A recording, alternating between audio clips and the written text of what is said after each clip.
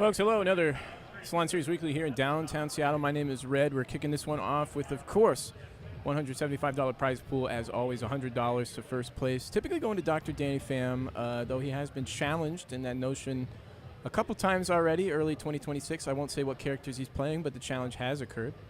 Otherwise, second, third place, $50 and $25 respectively. And second and third place, highly sought after here as a chance to take a swing at the champion, Dr. Danny Pham. Let's take a look at the bracket and see what our winners round 2 matches are going to look like. We can usually take a guess based on who's playing in round 1. No disrespect to some of these guys, but it's just a foregone deal. So this winners round 2 for Danny. Hard to say, actually. Leica versus Joey Maps, and maybe we have that match playing somewhere. Could be on 6.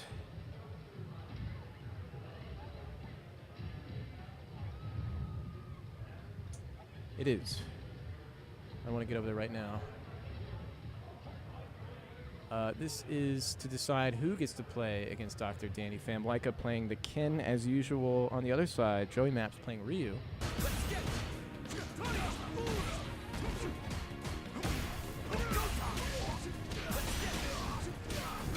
There we go, sorry. A little bit behind here, bear with me, folks.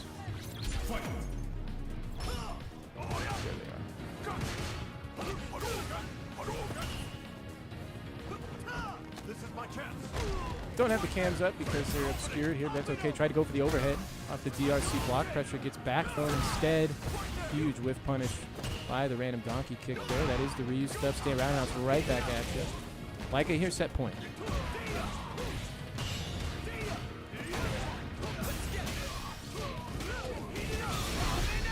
And that's going to be it. Right next to each other there. Yeah. Fist bumps around, and next door is Pizza versus Thuglos. Believe me, I don't want to watch a Kingdom of Miller either. That's why we're taking our time to get into this game here.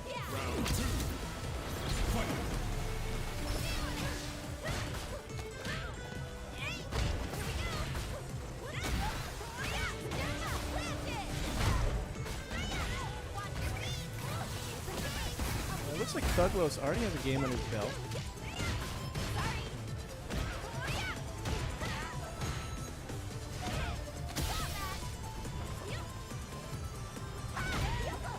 Names are backwards, don't worry. If I goes on the right, set the point right now. Mutual jump was huge. Wait a second, right? His name's back again. Guys, bear with me here. Who the fuck is who right now? Douglas definitely player 2. Good job. I was right. I was right before. Okay, and that is Thuglos taking it. Jesus Christ. Who's next? I see Colin and Leaf playing next. Colin's going to win that one. Let's just take a look at the bracket real quick. I'm kind of jumping around, but we don't have any good matches yet. Again, no disrespect to these guys. Round 1's more of a firing squad as opposed to some matches that we really are hard up for seeing here. Squib coming through. Appreciate Squib coming through tonight. Prisma going to be playing against Dak Josh here on the bottom run. Let's stick to the plan. Prisma and Dak Josh on the bottom here. Up next will likely be Colin versus Mello. It's going to be an interesting one. Thuglos is going to move on to play against Dylan. That is going to be an excellent match. Up here's going to be K-Pop versus, I assume, Squib. K-Pop a good welcoming to Squib coming to the Salon for the first time. Squib is an Aki player. And then this is going to be Need versus Tommy. I'm going to love to see that match. That is a old rivalry that has since burned out because Tommy is not sick enough to keep that rivalry going. He simply loses all the time. We can tune into Leaf versus Colin, though. Leaf on the chin, finding the DI at the corner.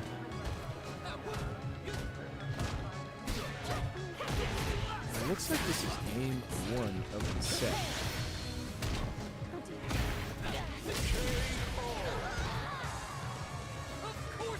Round 2. Fight. Here we go. On the left, Colin with the Aki on the right. Leaf finding round one. Leaf should be the player that loses this match, so it's going to test Colin's adaptation.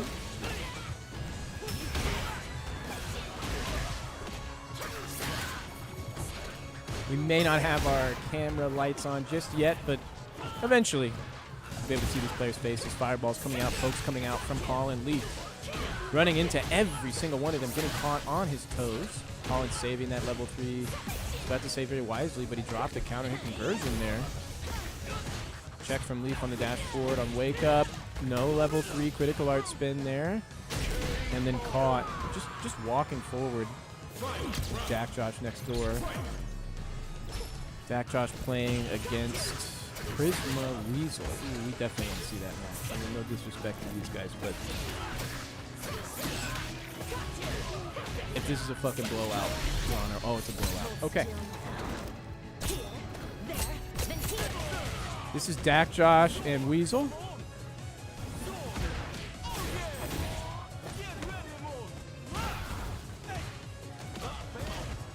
Dak Josh on the right. Pardon the names. First to two here. Winners round 2. One of the first matches we're really looking forward to. I'm going to go ahead and get the lights going. The production doesn't. No, it looks like he has. Sort of. Be right back.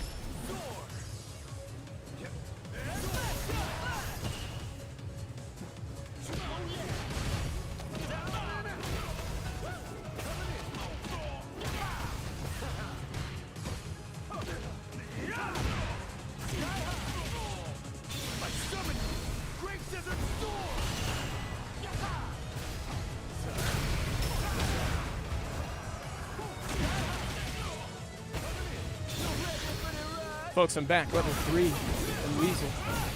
This player cam is just simply going into the sky. Sorry about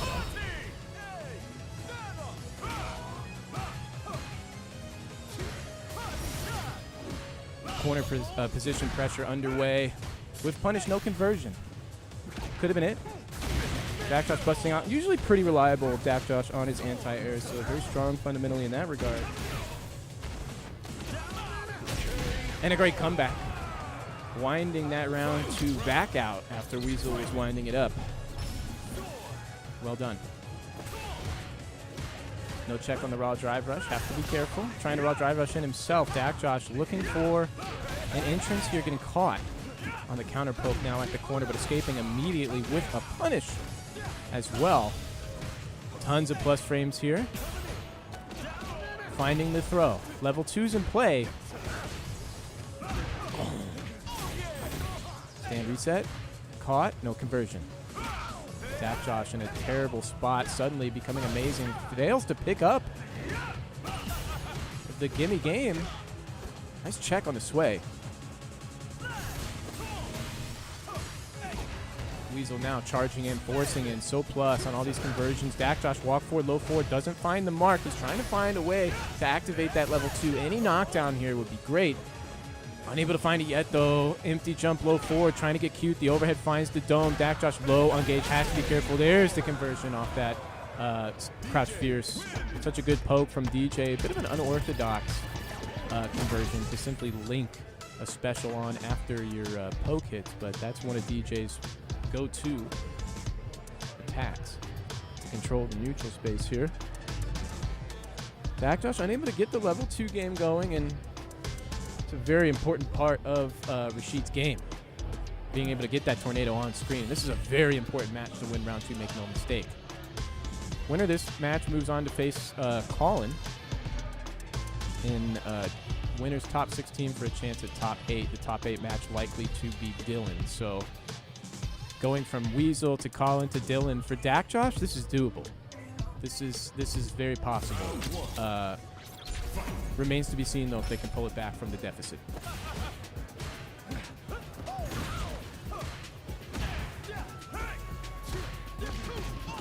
A little sloppy right now.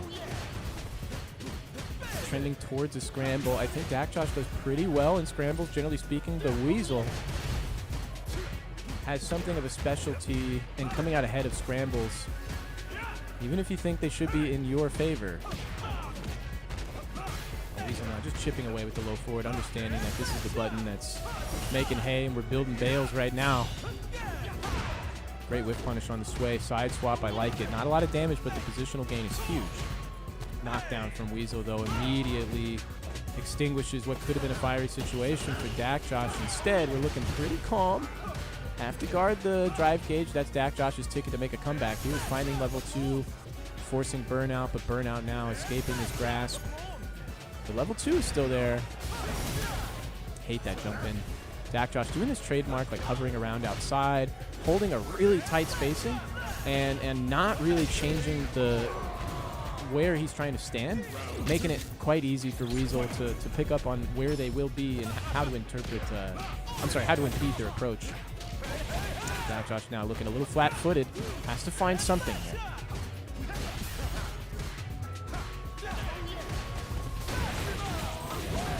It's okay. Tried the empty jump. Weasel caught something there. Maybe Dak Josh was trying to backdash. No conversion, but pretty heads-up play on Weasel to go for the trip guard on the jump out back to the wall. Weasel's in a tough spot. Set point still, though. Dak Josh has yet to bait and punish that crouch fierce. Kind of a difficult button to get your eye on, but very punishable. Now evening it up.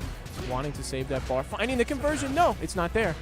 Found the hit, but no conversion. Now the anti-air is there, but Weasel escaping the corner. So precious in order to make that escape. And now one reversal from Weasel would close it out. He pulls the trigger. Dak Josh baits the super, knowing the win condition for set point for his opponent, who's waving off the wasted bar. Says, I don't need that. I don't need that to finish you off, brother. Don't worry about that. Dak Josh needs to start running away with this momentum, bring it 1-1 very quickly. Or I should say confidently. Not too quick. Don't try and rush things, but you want to be looking good. I would have loved the level 3 rip there, but we'll take the level 2. The early spin in this round is going to allow Dak Josh to build perhaps another level 2 in this final round here of game 2. Production asking if K-pop said anything about being late or having a hard time finding a player in the venue. No, I don't think so. I haven't heard anything from K-pop.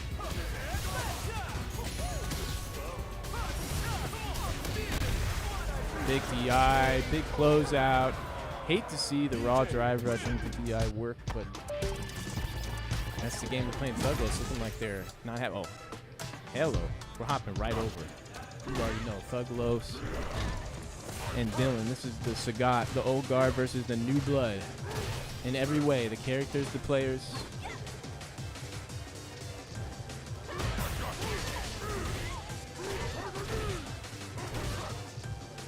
Statistically speaking, this is the first time these guys have played. Douglas on the right with the Kimberly getting comboed by Dylan on the left with the Sagat. The level 3 is in play here, and this is going to take a convincing game 1 with the perfect.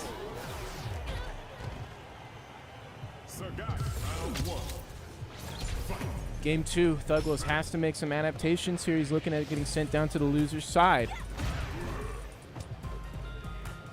Like I said before, Dylan's the favored player at this part of the bracket to make it to winner's top 8. This is the battle for winner's top 16 right here. Thuglos winning this match would be a huge upset.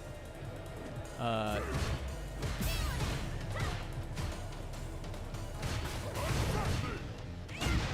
K-pop is going to be the opponent of whoever makes it out of this part of the bracket. That's why I was looking for K-pop right now. Okay, anyways, back throw situation. Dylan has the corner pressure, but Thuglos forcing their way out, knowing how dangerous it is, willing to commit all of that offensive risk in order to create some space. Dylan, though, gobbling it all back up. I love that neutral jump medium kick. It has a ton of range and also a lot of hit stun, more hit stun than most jumping medium kicks, so that you can actually go into a full combo conversion. Other medium kicks kind of limit your follow-up sometimes. Set point for the Sagat player. Round 2. Fight.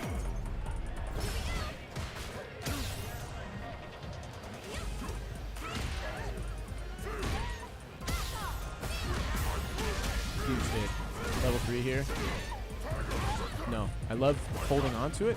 Would have been a good spin either way. I'm sorry. Sagat's corner pressure is just so insane.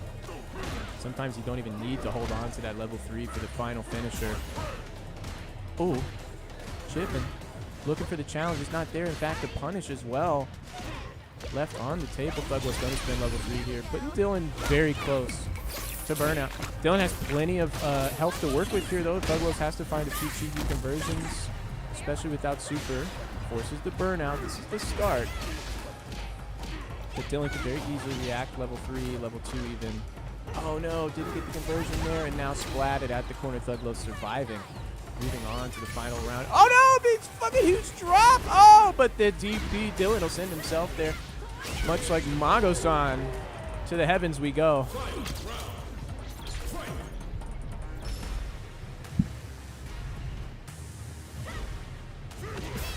Okay, we missed the first medium kick. We go right back into the second medium kick and it hits. Perfect parry. Dylan has pretty consistent perfect parries. One of the Street Fighter 6 fundamentals is your ability to work that perfect parry very consistently into the defensive game. And not having that tool is a huge detriment. Dylan looking at set point, closing it out here. The splat is good. The combo's gonna finish it off. And if not, finishing him in here, but I mean, he's gonna get the best. Okay, hold on. 1 second. Overhead maybe, plus right there, checking low. Douglas just holding overhead whips. Finding. Oh my god, it's gonna get critical right now. He drops it and then just gets fucking owned. Yep, that happens. Next up, the Ken, the Guile, the Jake Ryan. The Fine Like Wine, both these guys. A couple of stubborn fighters in their own way, wielding that aggressive tendency to their own personal strengths. Jake Ryan with the Ken, hard to discourage his offense, often relentless, but also able to slow it down just a pinch. Fine Like Wine is so explosive on defense, meanwhile, much like Kazunoko, where we're rotating between wake up jab, wake up DP, just taking a lot of risks, but oftentimes working out.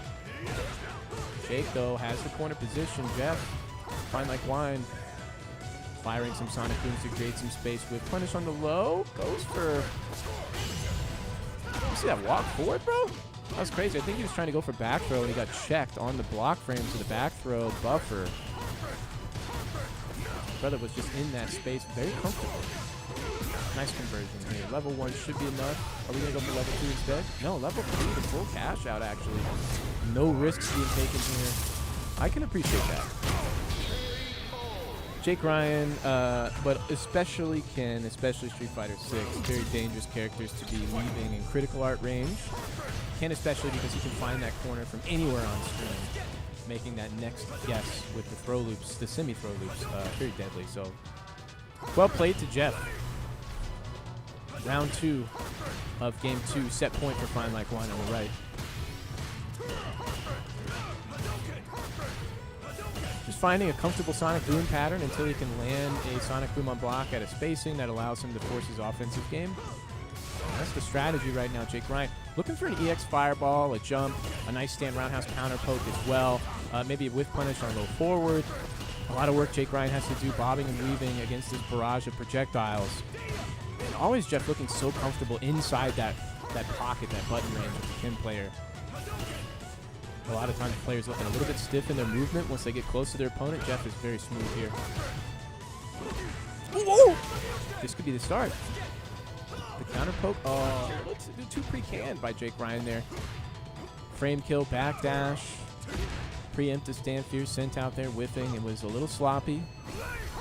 And he loses the momentum because of it. Bit of a misexecution. Meanwhile, Fine Like Wine. Very clean right now. Overhead caught. Burns out. I don't like the burnout, but Fine Like Wine has plenty of stage space behind him. Jake Ryan immediately forcing the EX fireball. 14 seconds left on the clock. This is what Fine Like Wine was looking at. Jump in. No level 3. Jake Ryan knows the splat will do it. And there's going to be a cheeky smile on somebody's face after that one. We see one early still all game.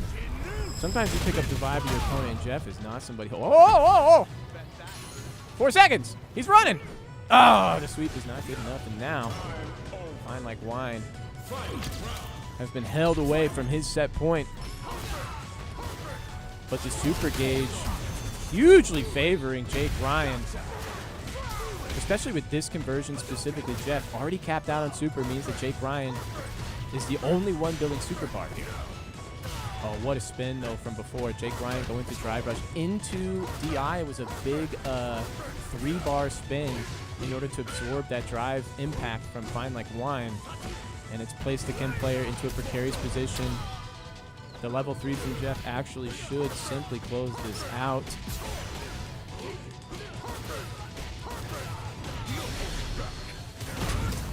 Jeff's not putting this pump up until it's guaranteed, though. Ah! 0 for 2 on my ass. I'll wait till they're dead next time. I'm sorry, folks. Jeff now just trying to seal the deal. Jake Ryan. Oh! You got to be so careful with Jeff's wake up. He's so good at finding those gaps, forcing them himself. Jake Ryan. Please don't go for DI. Please don't go for DI. Oh, my God, he did. Come on, man. Come on. You were cooking.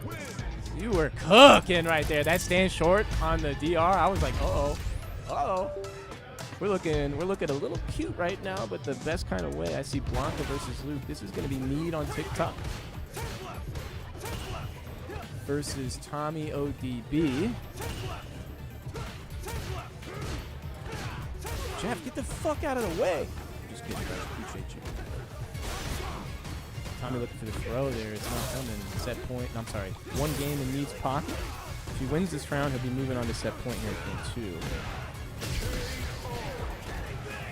I'm not going to lie. Need is sitting somewhere. I don't know where he is. There he is. Okay, the Luke player, Need. Somebody I've often disparaged on the mic because he's just so good at raw drive rushing. Tommy, likewise, somebody I disparaged on the mic. This is where he will do a shitty level 2 activation, generally speaking, or just die. Oh, where was the level 3, bro? Come on, guys. Would you finish these fucking rounds? Sorry. Tommy has round 1 and under his belt anyway, so it's not set point. My fault. Nice conversion here. Tommy getting a little bit tricky. Need 1 DP away. There it is. I'm taking this round, putting it in his pocket. Set point for the Luke player. Both these guys shades of purple here. Tommy, big whiff, goes low afterwards. A little scary, a little dicey. He's throwing a lot of shit at the sink. None of it's hitting. No. This could be the beginning of the end. If there's a DP here, I'm scared. Tommy's bad tendency here is to use a bad level 2 activate to get out of a tough situation.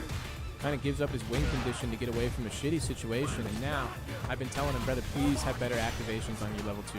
Please get a knockdown, get a conversion. Don't just do it on block. Let me see it. Overhead! Light him up, brother. Light him up. Light him up. Light him up. Right here. Right here. Light this motherfucker up. You know he's going to choke. Choke him out. Choke him out right now. Yep. Yeah. Oh, what the fuck was that? What is this? I'm knocking over cameras in the production room. What is going on here? Tommy! No! You have level 1! Yes! Doesn't need it. 1-1. Come on, man. If I was out there, I'd be rubbing his shoulders. Come on, Tommy. And he'd be like, dude, get the fuck off of me and away from me. Here we go. This is a big one. Need heavily favored to win this. No disrespect to Tommy, but Tommy has what it takes to make a very convincing upset out of this player matchup.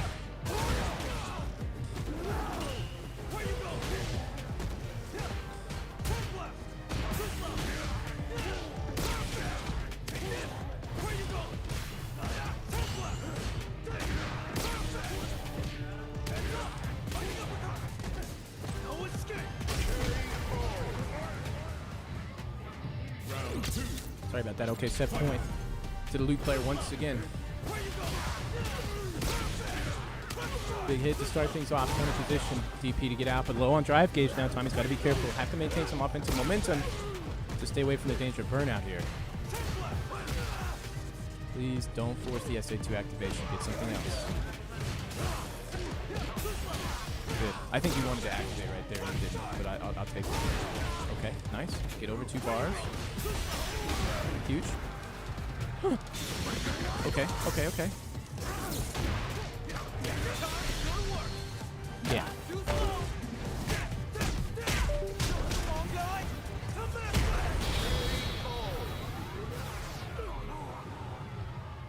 me take my personal bias away. Is this Squib versus K-pop? It is. Squib versus K-pop. Here we go. Kimberly with the super taking game 1.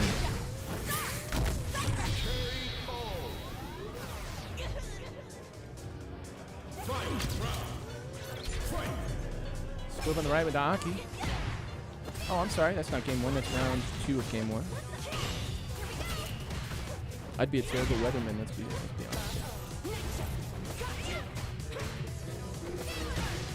This is a character matchup where K-pop, I think, is going to feel pretty comfortable. Aki, slower walk speed than her opponent here. The button situation, Aki's got some pretty good buttons to play footsies with, but Kimberly is a tough character to square up against in that department. Also a specialist at getting past the neutral, finding that offensive pressure that she excels at, and Aki is a character that doesn't have very strong defense up close. Oh, tried to DI, but didn't have enough bar. Oh my god, and a huge upset underway. Squid probably happy with that one. K-pop has to run 2 straight. I think that was the plan before, and it still is the plan right now. I've played Squib quite a few times. They're not too bad at the game. I haven't played them recently enough to really have a finer grain read on their play, but ooh, space to hit that second hit. Some of these attacks that stay in the same position on startup for a long time and have a long startup can catch your opponent trying to twitch react with punish. K-pop big on twitch react with punishing with that Kim stand medium kick, so Squib is able to tap into that and undermine those whip punishes. They could be looking at a favorable neutral game. Right now, though, we're not seeing any of that. K-pop relentless with the pressure. Stand fierce run stop, I believe, is -4. So you do get a punish on the match there.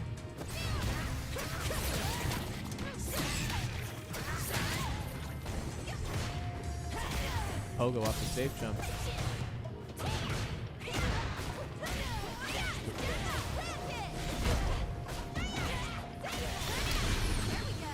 Level 3.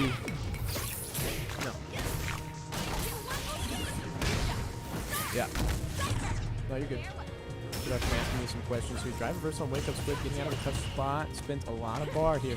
Has to maintain offensive momentum in order to protect that drive gauge. Or have some stellar defense against K-pop's approach. There's one check. It's an expensive spend here as well. But the gauge still protected. Tries to go for a cheeky overhead. Not going to work here. Critical art for Squib. I mean, one super. No. You saw him fishing with the stand roundhouse. That is too... we have Weasel versus Colin on the other side. Excited to see that one too. Who did Jeff just play against? That should have been his losers match. And he should have. Oh no, that was his winner side match because he beat Jake Ryan. Oh, he played against Dan. Okay, that makes a lot of sense. I was like, why'd that go so fast, bro? Whip punish is huge for K-pop here. Really dialed in on Squib's tendencies here. Looks to be a bit of a blind spot on whiffing some unsafe buttons. Yeah, and he's the throw tech whip as well. No, convincing him. Squib now has to bring back 2 rounds straight in order to seal the set. That's a tough one against a player of K-pop's caliber. Super plus, the backdash, reading the throw like a book. Again.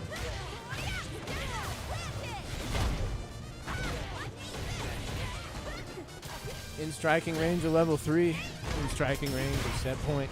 There it is.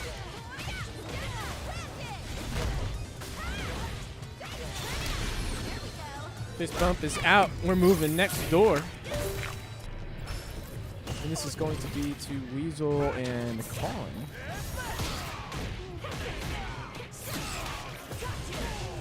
Colin on the left with the Aki right now. 1 win under their belt. It's 1-0 in Colin's favor. The Aki player's favor.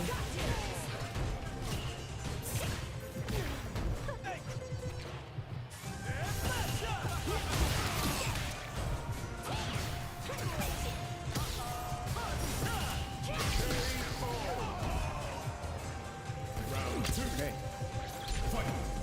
Set point now for the Aki player. This is winner's top 16. Winner this moves on to play against Dylan or K-pop, depending on who wins that set. Huge conversion. That medium kick to the low Giving Prisma some momentum here. Go Colin quickly snuffing it out and taking control of the game back. So with the life lead. Corner. Gauge lead as well.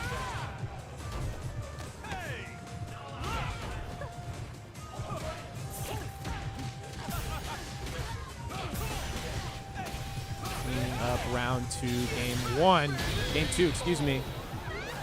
Weasel, confident enough. Oftentimes a little bit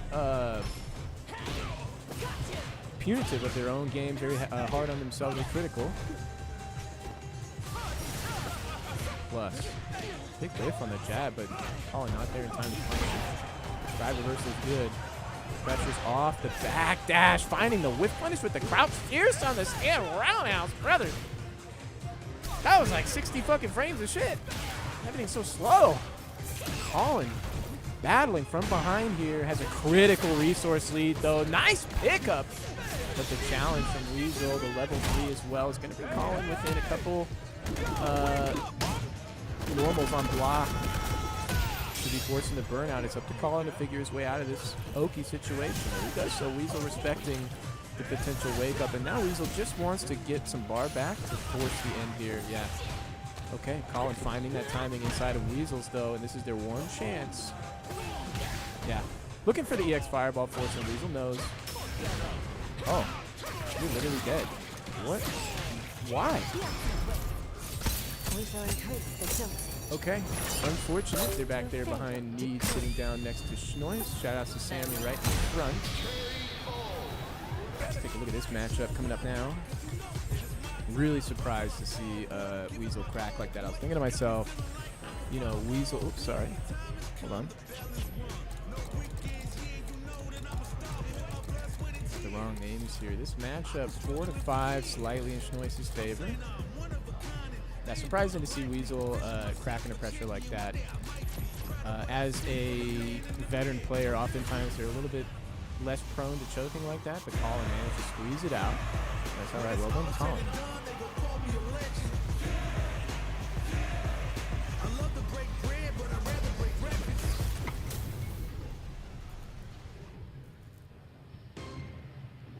Here we go. Big match coming up here. Big fucking match. Schnoiz on the left with the Blanca, the best character in his arsenal. On the right, Need. On the loop, the best character that can raw drive rush.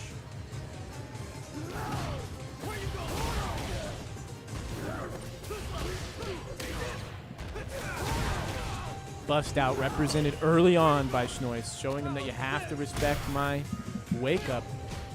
The parry was a little bit too expensive to spin. Schnoiz holding on to just a whiff of a bar here.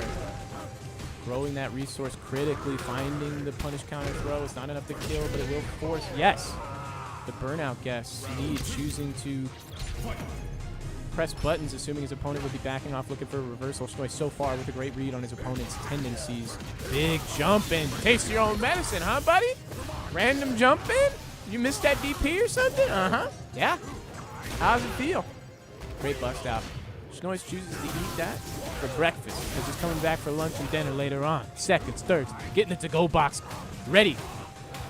Look at this, just chomping like a buffet right now. Plus, ooh, oh, oh. Put him in the fucking bag, brother. The doggy bag, the body bag, it doesn't matter. Okay, but don't lose here. You're gonna undermine my pop-off. Thank you. Thank you. Easy, clinical. I hope you got insurance.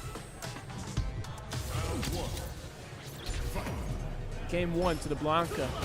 Need, though, is essentially impossible to deter. And playing this explosive powerhouse that is Luke, it's such an asset to his strong-headedness. You see it now. It's that game 1, that's in the rearview mirror. And believe me, brother, when I say this guy's foot is on the gas, he's rarely touching the brake, and he is never looking back. That's round 1, game 2. In Need's pocket just as quickly as the whole first game went into Schnoiz's pocket. Oh. Peppering with the fireball. Oh! Had to check with the crouch strong. One of Blanca's weaker points on defense is having a faster check button for those squirrely spaced raw drive rushes. Great low. Off the stand light kick. Looking for his opponent to be walking out of the pressure. It's not happening yet. Yeah. Need willing to send Ditch Noise though. Willing to eat it plus. Sends it back. Kill? No. Fades. Doesn't matter. We're chilling. Big chilling. Nice jump out. Neutral jump is pretty decent. Oh! Oh my god, that could have been critical. Oh my god, Ditch Noise, no. Ugh, the throw loop situation is dire. The Blanca player is being tested right now. Yeah, I fucking hate that. Oh, I hate that so much. Thank you so much. Stupid heavy knuckle. You knew he was going to go back to that well the first time. After the first time, I mean. It's just so... it's such a crutch. I fucking hate it. Go forward. The back off. The whip punish. Need. His eyes are open. Joe, his toes are out there. We got to be careful. What do we do with the life lead, the position lead, the gauge lead? Noise going for the perfect parry to protect the gauge. Need trying to parry himself in order to find the reversal in the moment. Goes for the DP afterwards just to force it and will find the conversion. No, drops it. Guess for game on the throw here. Tech, important tech by Schnois. Forces the level 2 to Tommy, comes into play. What does Need have in his pocket? Almost.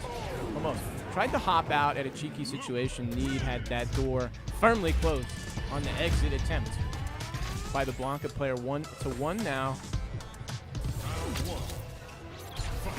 I'm scared. Schnois had a good read game 1. His read was okay game 2, but Need is starting to claw his way back. And again, impossible to discourage the loop player here. So even an early round win like this, where Schnois just runs away with it, you can't count those fucking eggs, brother. You can't count them until they hatch. Dog. The rival makes an appearance. It's the little bro version of the rival as well. The medium punch instead of the heavy punch. That's okay. We take rivals of all sizes here. Plus, low, nothing. Looking for the whip afterwards. Nothing but air out here so far. Holy, no check from Schnois. He's starting to fall behind in the pacing, and neutral. Need is just bullying him. But the scramble situation gives him a brief moment of reprieve in order to find his footing. Again, the Blanca player forced back to the corner, but looking steady as she goes on defense. Finds his way out. Need, though, is relentless. Another great tech from Schnois escaping. The DP was attempted by Need. Lucky he didn't come out. In fact, Schnois now has an opportunity. Critical art on board. Need at burnout. Yeah. Don't spend it, though. You're cool, brother.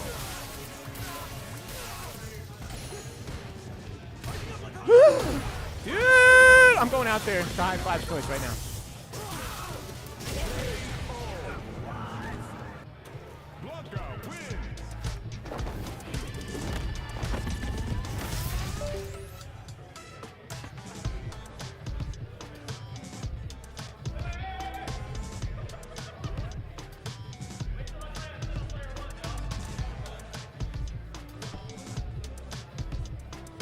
I got half of mine. I'm going to block the door.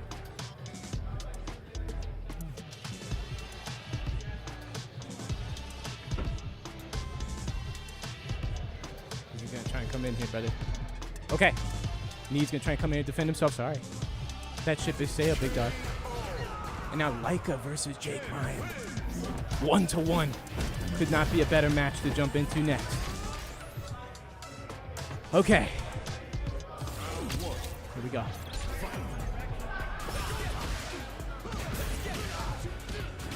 Jake Ryan on the right, wearing the red beanie on the left, Leica with the hat. I think Leica has a tendency to whip a little bit too many buttons here. A lot of the time they're picking up their opponent's whiff punish attempts on Leica's own whiffs. Yeah, see what I'm saying? Just a lot of buttons here. So Jake Ryan spaces himself out a little bit beyond the sweep range there and then finds a whiff punish here. Leica, though, has some pretty good sequencing. Feel that bomb. Challenge. Wake up. Leica. Set point now. Staying solid. Jake Ryan trying to find something a little cheeky on wake up. Is that a 3-frame startup?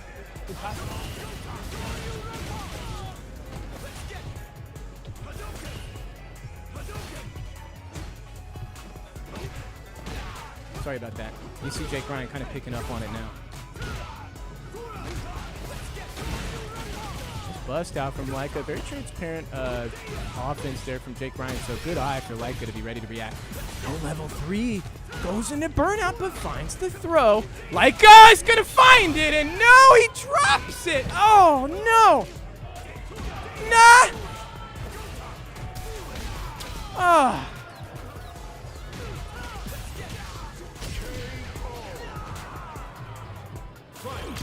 Final round. Set point, both players. There's that with that. I was going to say, also can find a counter poke as well if you're within multiple buttons. Found the counter poke after that stand short. Is it just 4 frames on the light Tatsu, perhaps? I thought maybe it was a little cheeky 2 frame. I think that's from some Street Fighter 5 frame data looked over my head. Oh, you're right. Knockdown on straight. My fault. Okay. Oh, brother. That's a big hit. We're in the corner. We're even in all regards except for position. It's not going to kill. Do you spin here? No. Very smart from Jake Ryan to hold on to that bar, but like finding the whip punish on that Shinrai spacing. Side switch into level 2. Jake Ryan has all the super he needs, though, in order to hold on to this position. Leica coming in with the Dragon Lash, finding the throw. The tech from Jake Ryan, though, is going to put him out of burnout much sooner than his opponent. He play for time now. Finds the critical art conversion, and that's going to be a bit of a sloppy closeout. And now next up to the plate. Woo! Were they like waiting to see if it's going to kill? Brother, they're dead. Come on. Let's be honest. I know that I whiffed that like 900 times, and I thought they were dead when they weren't, but they're dead. Okay? Come on. Okay, this is Dylan versus K-Pop. A couple of old heads going head-to-head here. These statistics may be a little dated, but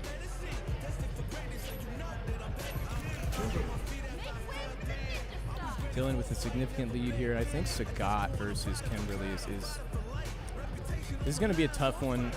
The player matchup a little bit more difficult for K-Pop because they really want to play that whiff punish neutral game. Sagat is a character that can really hold his own in terms of having a low button economy, playing very safe, not putting a lot of stuff out there, not creating a lot of whiffs, and still able to like hold your spacing with minimal amounts of poking. So it's going to be a little bit tough for K-Pop to kind of tear this beast down. 360's fuck-ass cameras on the left. We got Dylan with the Sagat. And on the right, of course, K-Pop Lonnie bringing the Kimberly as usual. K-Pop does have a Viper, but has been back on the Kimberly lately.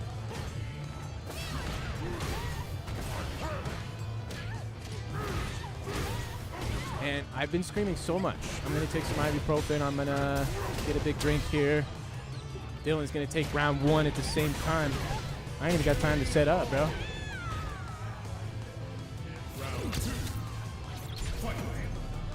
Here we go. Game 1, round 2. Stand Fierce finds the mark early on K-Pop with a big 3-bar spin. The Bushin setup plus frames counter poke is good. The bar is healthy.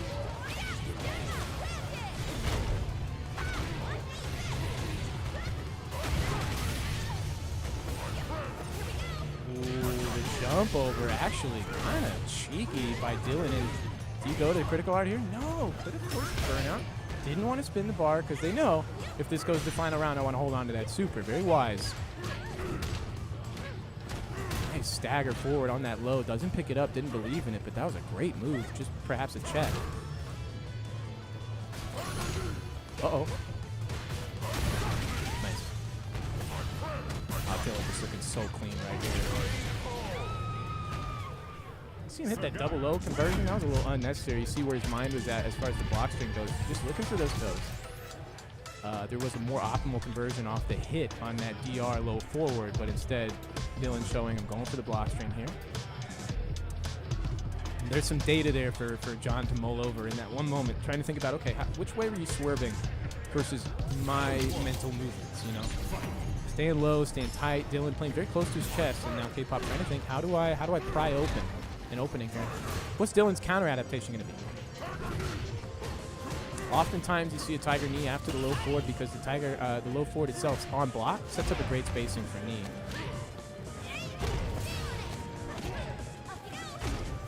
I heard whispers that Red was entering the bracket this week. What happened? You know. That guy's busy. Oh! This is the situation that's so difficult. What a backwalk from K-pop, forcing the jab to whip. Looking something. Nothing there. Oh! Oh! Could have maybe converted to level 2 there. Finds the throw instead. Set point for the Sagat player. Can't count K-pop out yet. Down to the wire.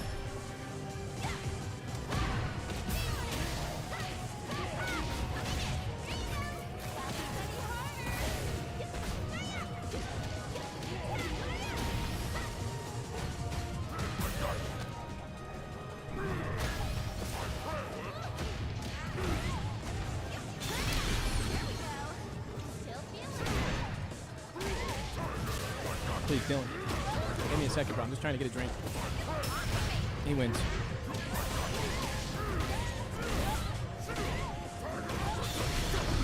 I see next door Dak playing against Need on TikTok.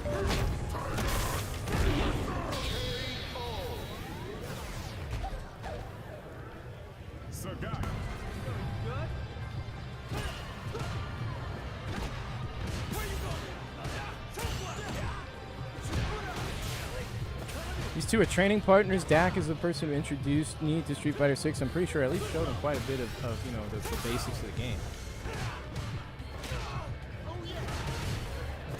So both these players very familiar with each other.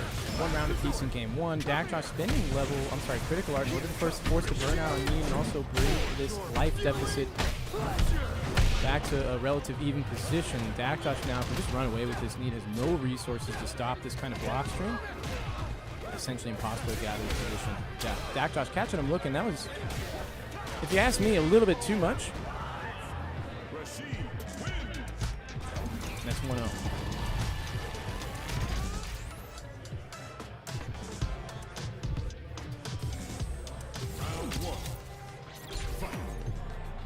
Okay, what do we got here? Need rarely settling on the same color ever. Always changing his character color, but always wearing the trunks, the flips, flops, the slips, whatever you call them. Corner position, though. Dak Josh about to knock them slips right off his feet. Yep. There they go. The sound of the little flip flops hitting the ground to hit the pavement. You know how that sound goes. Ooh, bust out, though. Need says respect me. Dak Josh says, fuck no. I will not. Dak Josh has such a good clue right now on Need's rhythm. This is meaty, though. Dak Josh backing off, doing this thing where he like hovers around this very precise spacing.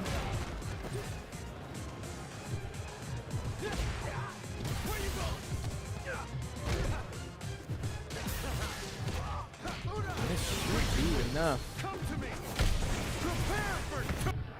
As they close out, Thuglos and Fine Like Wine step up to the plate.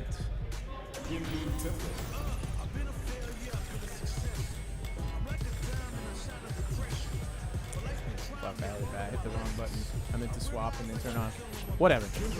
2 games for Fine Like Wine. What the fuck? No, I had it right. This is favoring Jeff significantly, but Thuglos, the Kimberly, you can't really count him out in this kind of a character matchup. Because she has so many ways to force her way in, not just the Street Fighter 6 mechanics, but the slide, the elbow drop, the run stop pressure. It's just a lot of bullshit. The bomb setup. So we'll see what happens here. Jeff's claim to fame normally is having a very stubborn and active defense. We'll see if Thuglos can kind of pick up on that tendency and exploit it. Thuglos on the left with the Kimberly. On the right, Fine Like Wine, an old school player.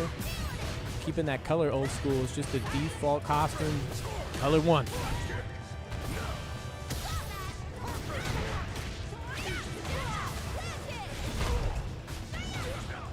You type exclamation mark bracket into the chat. You can follow the bracket yourself as well.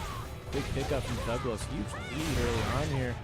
Here's the thing. You can't read too much into the early performance. You know, this is where your bag of tricks is in play. Your opponent's not too familiar with what you want to do. Once we start getting into round 3 or game 2, that's when the adaptations start coming out. We start to find out the depth of the well we're working with. So while Thuglos is looking very promising here on the front end, We'll see what's up with that backside soon, you know what I'm saying? Ooh. Jeff just has to dial in what patterns we want to use for the Sonic Booms. Putting out a lot of the Sonic Blades on knockdown, not willing to cross the gap himself. Big punish here. Just takes the frame trap off the standing reset from the Sonic Boom on hit. Trying to find Thuglos pressing buttons. Just probing at his opponent, honestly. Ooh. Great spacing to make sure that that knuckle doesn't work. Guile, a harder character for Kimbo to use that kind of a trick on. Oh, what a block.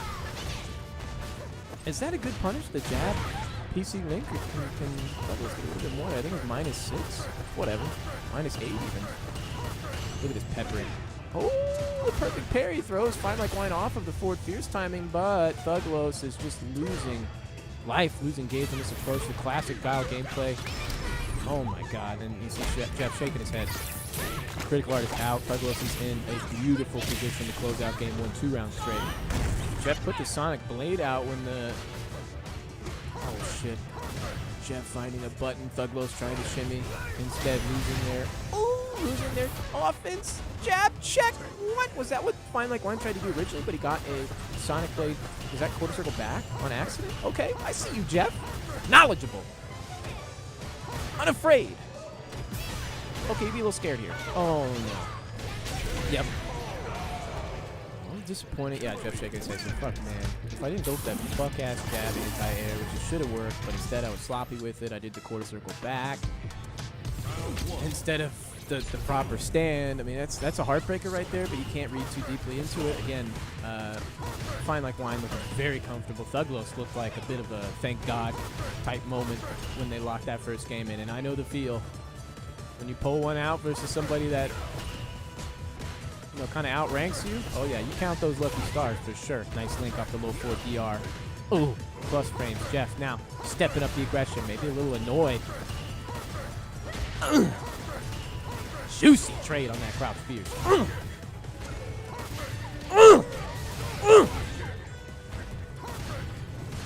Oh, try to catch something. Caught something anyways. Jeff. Looking undefeatable. What a whip. Holy fuck. My brother just fucking had down back on that shit. Did you see that? Did you see that little stand medium punch from the drive rush? A pixel in front of his nose? Unbelievable. Sometimes I wonder if that forward fierce is an input error. He's just too tight on the Sonic Boom timing. Nice walk back from Jeff. Bucko's a little timid with his air approach now. I've seen the elbow so often. It's just like, you gotta send it sometimes. Oh, no, the perfect very anti-air. It's such a bad tendency to go for. Fine Like Wine wrapping this motherfucker up right now. About to smoke him too. Jump back jab. Oh my god. Just looking very clean, very confident. And in this situation, as the player in Thuglos' position, after you get a lucky one and then you get fucking made into a little shit smear in game 2, that's such a difficult final game to be walking into off of this. So Thuglos needs to find some sort of miracle right here and just win out straight 2-0, because the 2-1's not happening. Okay, it's over, just like that. 1-1, but Thuglos is... Sorry, I'm giving him talking way too much shit. It's so funny. I got a lot of people that are like, man, you're kind of rude on the microphone. I'm sorry, man. You know, that's my fault, but it's kind of your fault too. You know, if you were a little bit better, I wouldn't be so rude. It's okay. You know, I'm kind of glazing Jeff. Nothing rude here. Ooh, ooh. Almost caught into the boom from that tech pushback. That would have been nasty. Oh! Stagger on the stand, medium punch. Jeff leaning back like, come the fuck on. I'm looking so nice right now. You can't be serious. I know how you feel, bro. Slide is nice. No perfect parry here. Just a straight up flash kick caught on the frame trap. That's right. I like Fine Like Wine challenging that run stop. A lot of players giving that too much respect instead of just taking the damage. The damage is actually not that much. Jeff just like, let me lock this in real quick. Let me lock this in. Empty low. Uh-huh. Yep. Set point for the Guile player.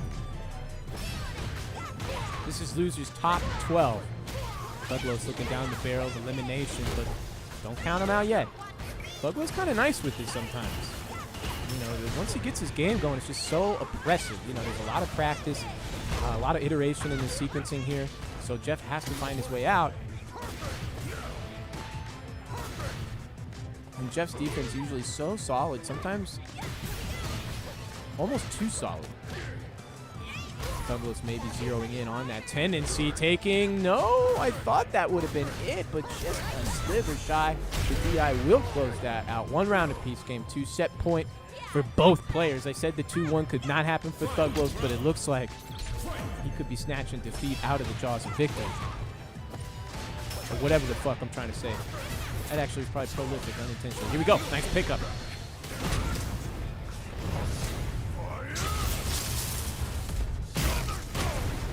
How do you play this as Douglas? You've got level 3. You try and hold on to the drive gauge here. You force the issue to try and force the level 3 hit. Just try and slow it down. Giving Jeff all that runway to start his Sonic Boom drive rush offense. That parry on the neutral jump was almost certain death. You cannot do that. What a tech. Great fucking tech from Douglas. That was crazy. I think basically everybody would have been thrown and died right there. Oh. But Douglas instead looking really good right now in defense. Even though they're slowly getting ground down, they've got everything they need. They're maintaining that drive gauge to find the opening. They have the critical art. The corner's coming up. The pressure's on. Fine Like Wine has to make 2 good decisions here in order to close it out. Where are they? Overhead. Drive reversal. We're in burnout, but we have one. No, and he's dead just like that. Fine Like Wine taking a shocking L in this moment. Oh, he's fucking pissed. I know, I would be too. Situation is rough out there. Douglas clutching it 2-1. Unbelievable. Not happy with that one. Going to be moving on, Douglas, into the losers' top 8. We do have some other matches going here somewhere. Hiding, perhaps. No, not yet. I think Weasel and Xavier now stepping up to the plate to decide the final losers' top 8 slot. Who will be playing against Be playing against K-Pop. K-Pop eliminating Jake Ryan right at that line of scrimmage. You hate to see it. Weasel and Xavier, I think, have already played, and yes, okay, so that is our full top 8 loser side. Weasel K-Pop, Dak Josh Douglas. Yeah, at the end there was fucking absolutely heartbreaking. Danny Schnois is our first match. This is a run back before. Schnois has his claim to fame against Danny, where he was able to win a grand finals from loser's side against the long reigning champion of these weeklies, Danny. Oftentimes, well, you'll see it in the statistics. Actually, let me bring them up right now.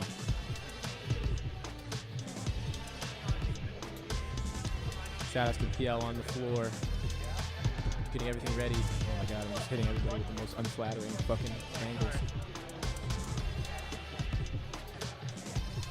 PL making sure everything's kosher on the setup right now.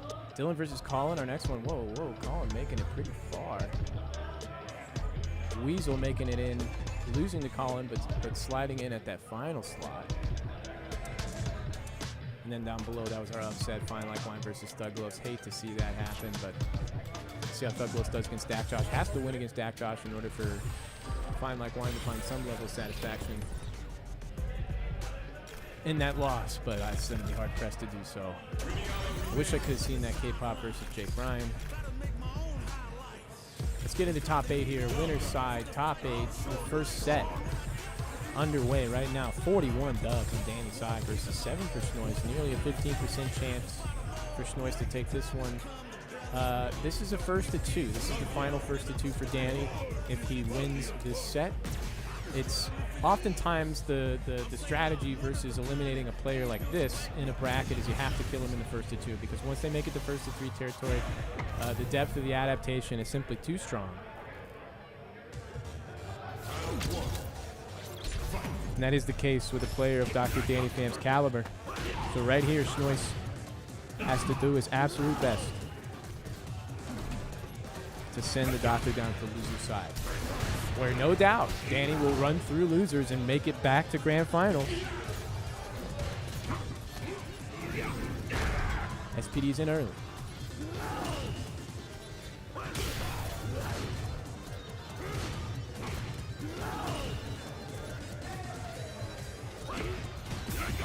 Stand like it kind of poked Danny staggering with the jabs into the SPD. Schnoiss jumping out. Spinning that gauge a little liberally. Has to be careful to burn out. That hold parry's going to get in that gauge back that he lost from that punish counter SPD. Danny finding another one though. And that whiff stand light kick from Schnoiss may have thrown him off his own defense. Sometimes if you whiff a button that you expect to be blocked or make contact, your timing is thrown off. In that moment, Danny sneaks in the SPD. Very, very ready and aware. Corner position for the Geef player. Finds the throw whip, but we're looking for something else. Maybe a parry attempt or something like that. Doesn't get the punish, and because of that scramble situation, Schnoiss is able to exit the corner and get his level 2 game started. The throw loop game started as well. Plus, keeping it tight. Caught. That was a parry attempt, I think. Danny was trying to go into burnout on his own terms to prevent the burnout from happening. Instead, just gets found by that air ball chain off the Super 2. And should this kill big body privilege? No, drops the Super 1. You just have to find one poke against Danny, but it's a tall order against somebody very familiar with the footsies game. Schnoiss showing that he's willing to jump away late in the string. Danny sitting on that root for a moment here. Nice. Dead. Jesus fucking Christ.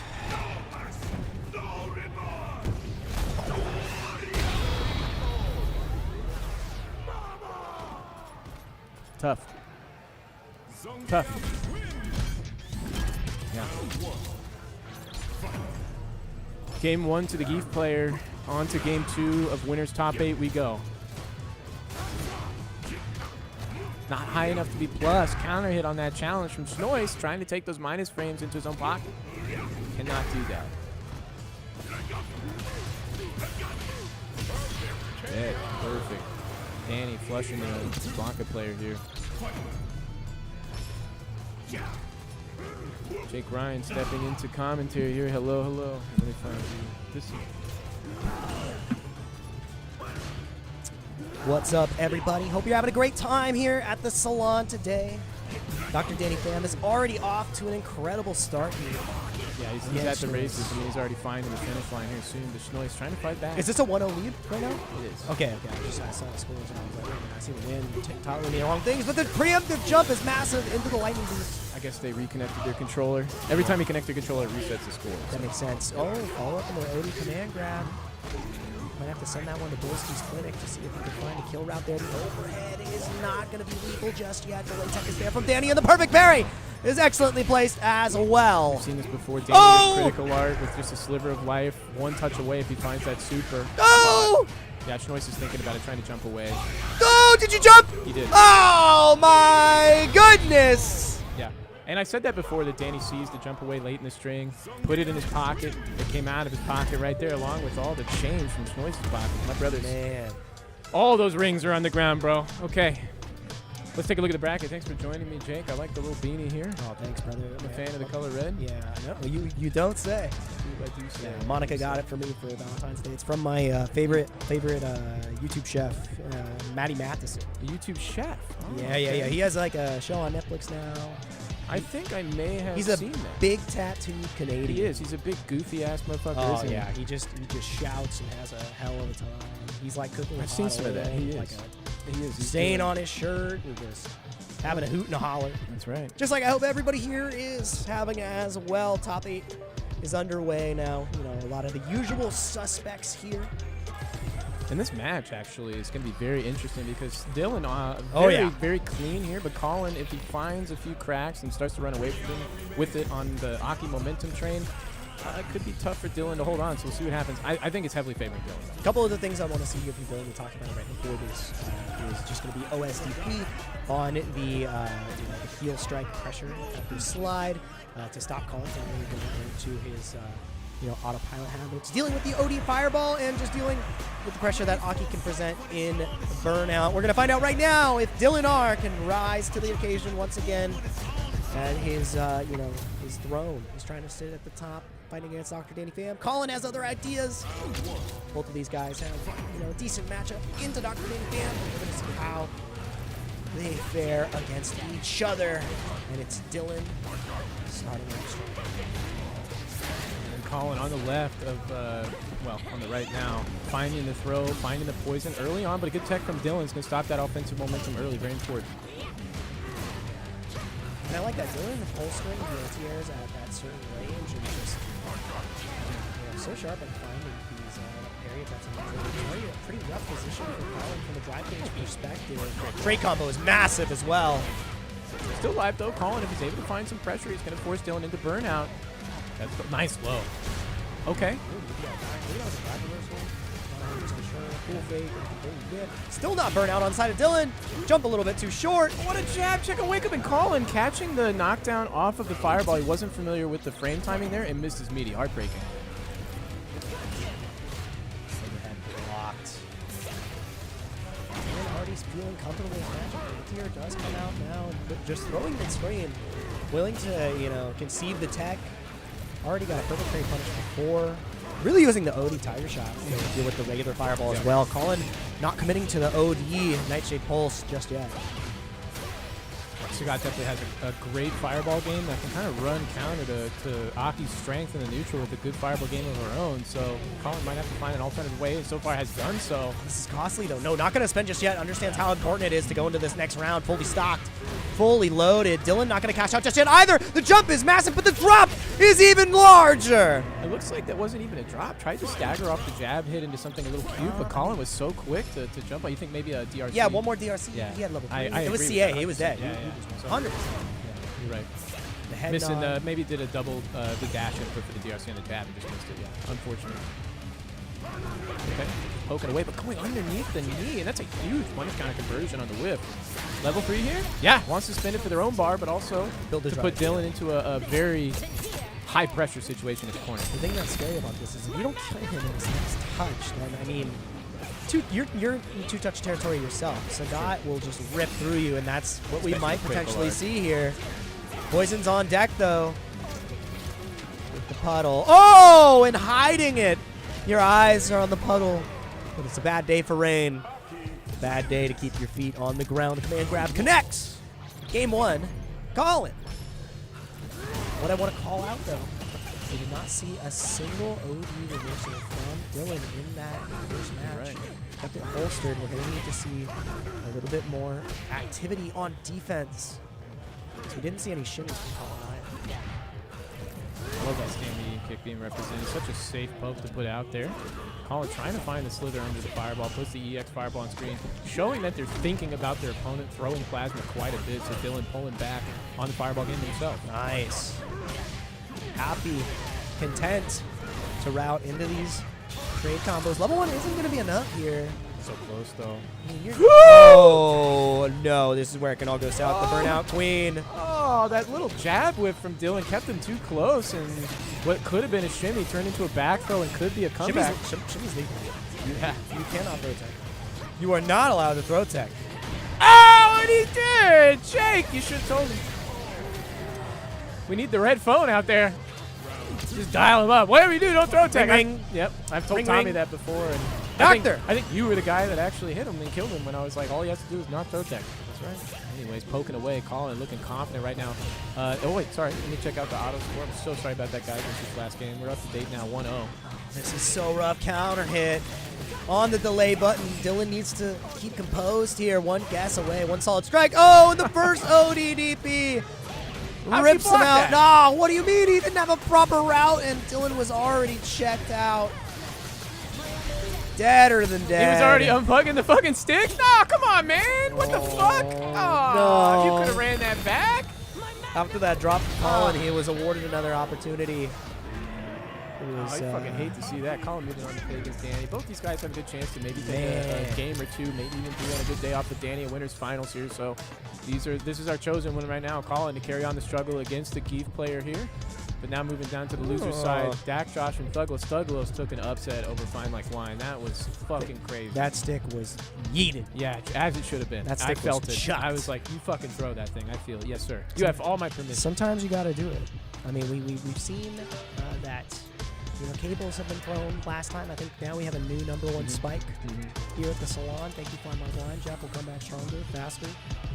And both of these players have been growing, you know, pretty quickly here at the Salon. Yeah, this is a couple of new bloods going head to head. Douglas trying to replicate his deepest run here in top 8. He's gotten 5th place before. Dak Josh has 2 victories under his belt, and he's going to have to take belt to ass in order to claw his way through this remaining bracket. This loser side is full of sharks right now. This is a scary place to be. And if he wins, who does he end up running into? It's Dylan. Yeah, I can't do that. That's such a hard reward. These guys have been playing online a lot as well, and like Dylan is sharp. Man. Dylan has been super sharp lately. If I was Dylan, I'd be looking at the bracket like, oh, I got to fight fucking Rashid or Kimberly. Great. Kimberly, he gets practice against all the time. Same thing with Rashid. Like he plays with K-pop online. He plays K-pop style so different than Douglas, though. Oh, they're polar opposites. And Rashid is just a little Super 2 machine. So, I mean, that's right. No disrespect to Dak, but you find some nice Super 2 setups and you just run away with that shit. It's okay. You just got to let that shit rock. Dude, I like that you bring up the differences between Douglas and K-pop. It's so funny. When I fight Douglas, he jokes. He's like, I have to unbind my parry button because he's such a sucker for trying to, you know, perfect parrying in these situations where you're playing after your minus frames. We're going to scratch that. Scratch your Street Fighter itch as we get right into losers top 8 now here at the Salon, Seattle. It's Douglas versus Dak Josh, Kimberly versus Rashid, Red and Jake on the 1s and 2s. It's looking good so far. I mean, there's some upsets happening here in the bracket. We don't see Fine Like Wine and Colin taking it over Dylan. Ooh, that was Will deep. that trend continue? We're about to find. I think Douglas would be the upset here, right? Oh, absolutely. Without a doubt. Douglas is trying to replicate his deepest run that he's had at the Salon. I love this setup. Follow up into both cans. Nah, it's cheeky. It's only one can. My apologies.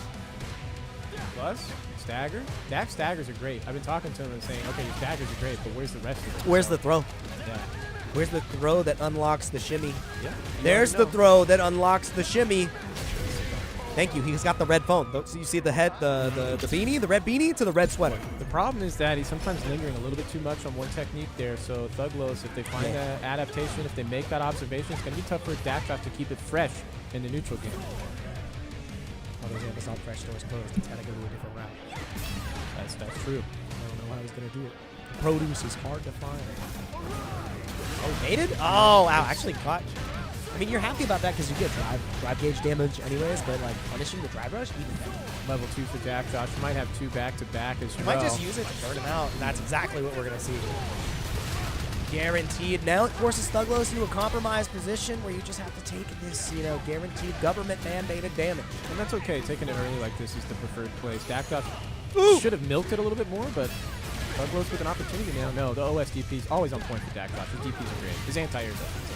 That was incredible timing on the delay to get the delay tech punish. So really good stuff there. Now game on the board for Dak Josh. Shout outs to everybody here. Hope you're all having a good night. These are some great sets, right? They are. They're good so far. I think they're going to continue to be good. I'm really interested to see Weasel and K-pop after this as well, but here we go. Game 1 to Dak Josh very convincingly. And this is a 3-0 statistical lead for Dak Josh in the player matchup, so Douglas has yet to put one on the board, historically speaking. Yeah, huge call out though.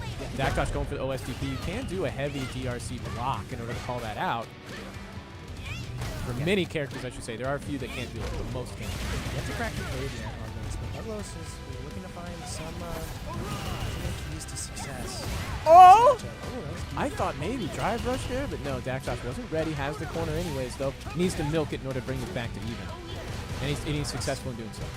That play, just a match of those targeting spacing right. The timing on that heavy there just yet. Big conversion. God, turn the fucking volume up. Here we go. I suck at what is that? Charades? Fuck me. I'm like pointing my ear in the volume control. All right, here we go. Wake up crouch medium. Yeah, it was huge. Actually didn't get the conversion off of it. No way, does that catch jump? Absolutely not. And you do not recover in time. The slide is the worst possible option. What? The only decision you could have made that doesn't kill there. Such greed. You know what that was? Once heard of in the Bible. That was the ghost of Jeff's tossed stick Oh, wow, yeah. coming back to haunt you with the combo drop. Made him go for the slide. Can we get a remade version of the Sanford Kelly stick chucker for Jeff? Man. Oh my god. We could have a fucking montage. Raw drive rush. Forced inside. Finding the parry. Thuglos critically low on drive gauge. Now getting bullied on block. Forced into burnout. Forced to the corner. What's the answer? Used the whole tornado to get that burnout, though. Just trying to catch attack. But The tech almost getting him out of burnout already. oh, no answer. You have to level 3 back. Then the walk forward after the tech. And the command grab, getting cheeky, out of burnout. Now it's time to party. Thuglos, one overhead. Tried to works bait out. the DP, yeah, but Dak Yeah. Josh ahead in the stack, calls him out low, and then gets the whip punch with the stand fierce, but doesn't confirm it. Oh, wow. It's not perfect. CA kills. But you need to get the right starter. Burn himself out. Oh, and the shimmy hurt around the room. Dude, that's it. Holy shit, that Seals. went so fucking fast. The deal. Thuglos had a chance there, started to run away with it. Dak holds it right back down, keeping their feet to the fire and tossing them out. It tied for 7th with whoever loses the next match coming up, which is going to be Weasel versus K-Pop. I think Weasel's going to play DJ, but they also have a Viper. Viper. The thing is, Actually, both these players have K-pop has a lot of Viper experience playing characters, so I do expect DJ versus Kim here. John just said, "I'm not playing good today." Prisma's like, I'm not playing good today either. Everybody always Prisma's very critical of their own play oftentimes, but I think John just being honest at this point as well. So John going trying to get another victory under his belt. You know, got one over Danny recently with those four wins. And these two are at 0-0 right now. They have they not haven't run played into yet. each other. Yeah. Dylan is the one who wanted to fight against Prisma. And I want to see what John's path was here. Had to go through you. You had to go through Leica. That was frighteningly close. That was a scary dude. He is. It's crazy because right now I'm trying to play more passive, and he's playing how I used to, which is like hyper aggressive. Yes. And it was jarring because I'm like, oh, this is what it's like to fight me. Right. No, it's true. It's true. Leica tends to whiff a lot of buttons and usually you're starting to pick up on that, but it still came down to the wire. I was. Final guess. Who did you lose to on winning side? Jeff. Got it. Jeff got me. Okay, let's go back to the venue here. K-pop sticking with the Kimberly and Weasel sticking with the DJ. I like this. We're taking the comfort. Absolutely. Yeah, having a DP against Kimberly is also kind of it helps. It helps a lot. It's the ticket to ride. It allows you to circumvent a lot of the BS that she can put on the screen. Also, a charge move like that can auto-correct very liberally off of the down charge. It can be helpful. Down up, and I'm looking up to this match. It is going to be Prisma trying to get their first 5th place and up here at the Salon versus K-pop. Business as usual. And this is the final top 8 match. The bottom. Wait, right? The bottom of losers. Yes, sir. Bottom of losers. Also. I can't believe that Dak Josh versus Douglas went so fast. Welcome to the stream, Erica. Hope you're having a good time. Hope you're enjoying the Street Fighter just as much as we are. We'll stay down in the corner. Needs mom if you're watching. Shout outs to Trish. Hell yeah, let's go, Big Trish. jump in. This is massive. Big damage, dude. Just calling out the You have to fireball. take this throw. Like, Yeah. you really... Oh, and if you don't, this is what happens. You're dead. You're moving on to the second round. I can smell these shimmies. That's not a good look if the These guy shimmy on the booth shangas? is finding these and you aren't. The aromatics are going crazy right now. The ferments, if you will. Oh, dude, fermented shimmies. Little Korean up in there. Oh, God. That's him. That's K-pop. That's where it comes from. I like the pump fake on the fireball from Weasel. K-pop's been reading the fireball pattern, so just don't even put one out there. In fact, the fake one's even better. Absolutely. Nice. Tap parry getting punished excellently with the empty throw. What a challenge. You have to go for a light jab in those situations. You can kind of fuzzy jab in those moments in order to escape. But Weasel willing to be disrespectful on block, and because of that one small jab check at the corner, they're now carrying their way across mid-screen, coast to coast. In fact, another pump fake. Has to start peppering the fireballs back in here soon. K-pop definitely is going to be looking to square up on one if they find it. No, not necessary. Critical art should be enough. oh yeah. Maybe? Yeah. No. Maybe. One more guess. Yeah, you're right. One more guess. And I like the spin here from K-pop. Normally you want to hang on to this, but going into the final round with the level 3 buff is going to be significant. No. Yep, I was right. My God. That's such a compromised position. Your only response back is perfect parry or CA to survive there. And it was a good block from Weasel as well in that first layer of defense, not getting shimmied in that moment, but unable to pick up on the drive impact. Plenty of time to look and see it too, but just not ready. Absolutely. Ready to get to the corner, though. Safe jump. The pressure's real. But K-Pop's drive gauge is looking very healthy despite all that block pressure. Nice. Overhead, getting out of a tight situation, back from one corner to another, and checked low. Weasel trying to wake up with a button, but getting caught out. Yeah, this is quickly falling apart for Weasel. Hasn't really shown the OD up kicks in order to, you know, dissuade K-Pop from going for this meaty pressure. You have to set the stage. You have to show your opponent you're not afraid to go for that invincible reversal if you want to wake up jab as much as you want to. Low on gauge is K-Pop. Weasel trying to find just any sort of blockchain pressure. They were trying to bait something out, like thinking K-Pop surely will be looking for the fireball that I'll try and force block pressure with. No. Weasel holding on to that plasma like 3 rounds now. We haven't seen a single... This is a fucking fireball drive right there. Thank you, brother. This is what the character does. Where is it? Yeah, his fireball drive rush is really good. His regular drive rush is also incredible. So, not seeing that style. K-Pop is doing such a great job to space and try and shut it down implicitly, but now Weasel's finding the opening to start putting that gameplay back on the board. Oh, there it is, just like that. We need to see it turn green in order to survive in this matchup. Anti-airs are finally showing up. Yeah, Weasel's defense has been really good. There's the fuzzy jab. Just have to play that second layer better, and that's what they did after the throw tech. Great job. Oh, short. This game sucks, dude. Strong button choice from John. Yeah, had to go for something with a little bit more range. A little bit more. Oh, my God. Double perfect? No, doesn't have that. Yikes. We'll take it. Good enough. Mano y mano. I like the head tilt from K-Pop there, being like, all right, you know, the L is not too heavy to hold here. There's something to think about, but we're feeling very comfortable right now. Oh, yeah.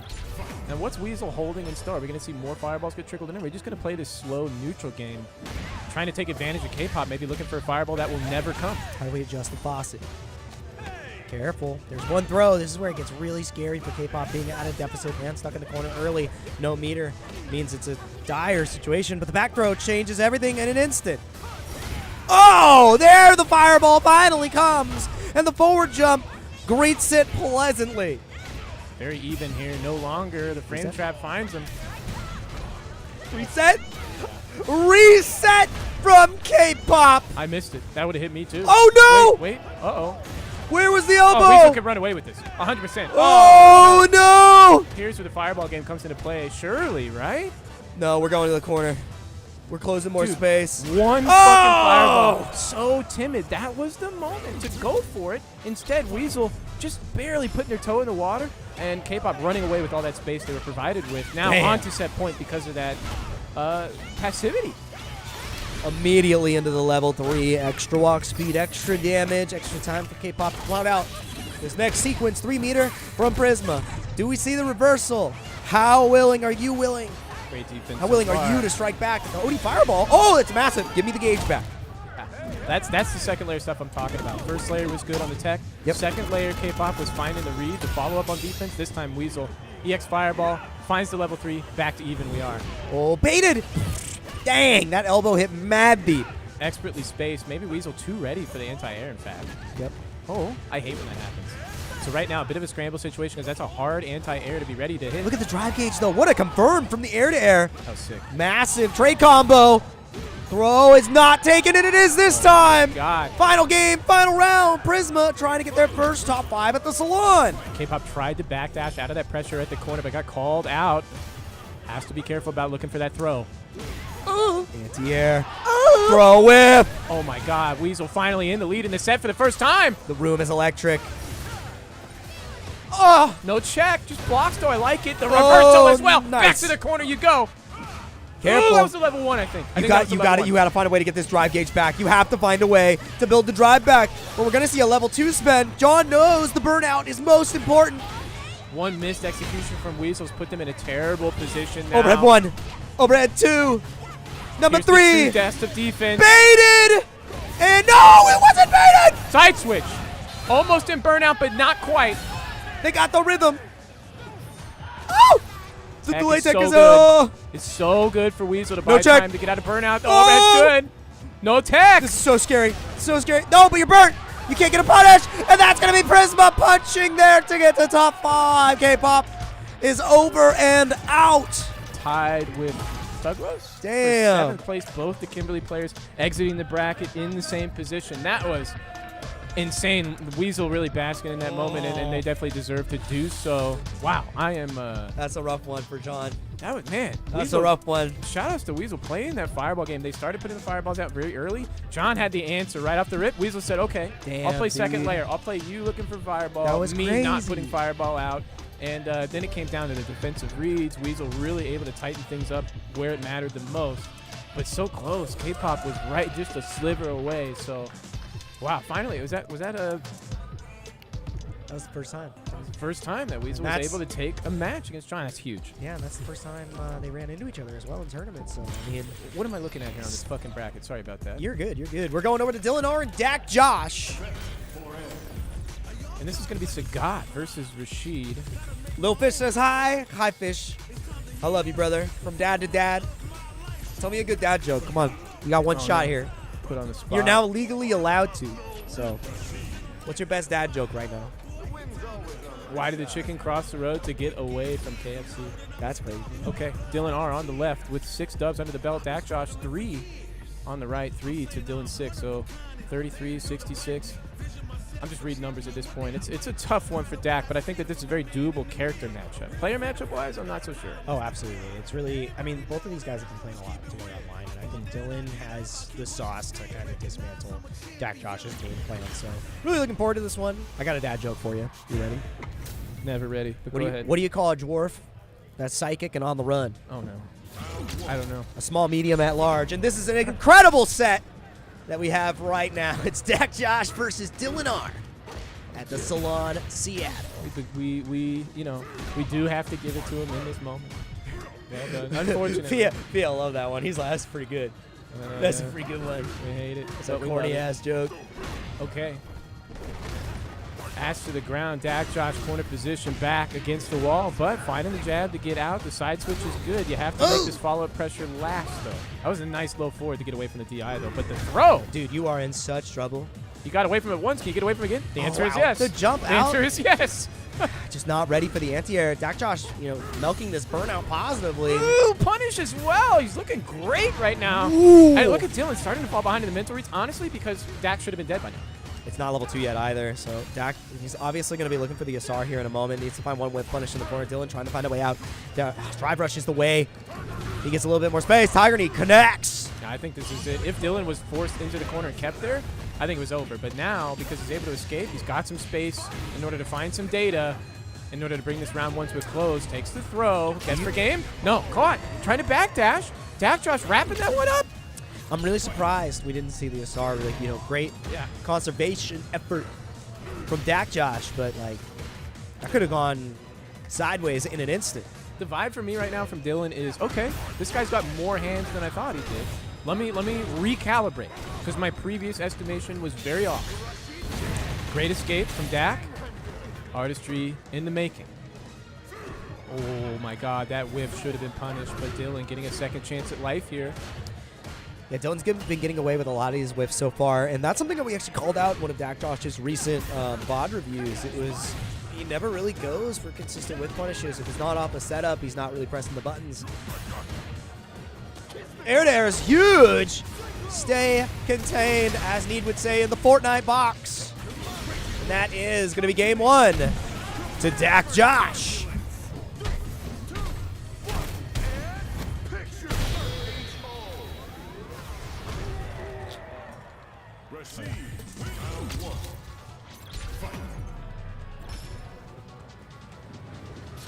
Oh, thank you. I'll use this one still. It's still good. Are you sure? All right, here we go. Low finds it. Frame traps with the 7 frame going in plus, but backs off looking for the DP from Dak, who's often willing to do it. Instead, the jump in finding Dylan. Dylan's getting caught out right now. What is this fucking blind spot?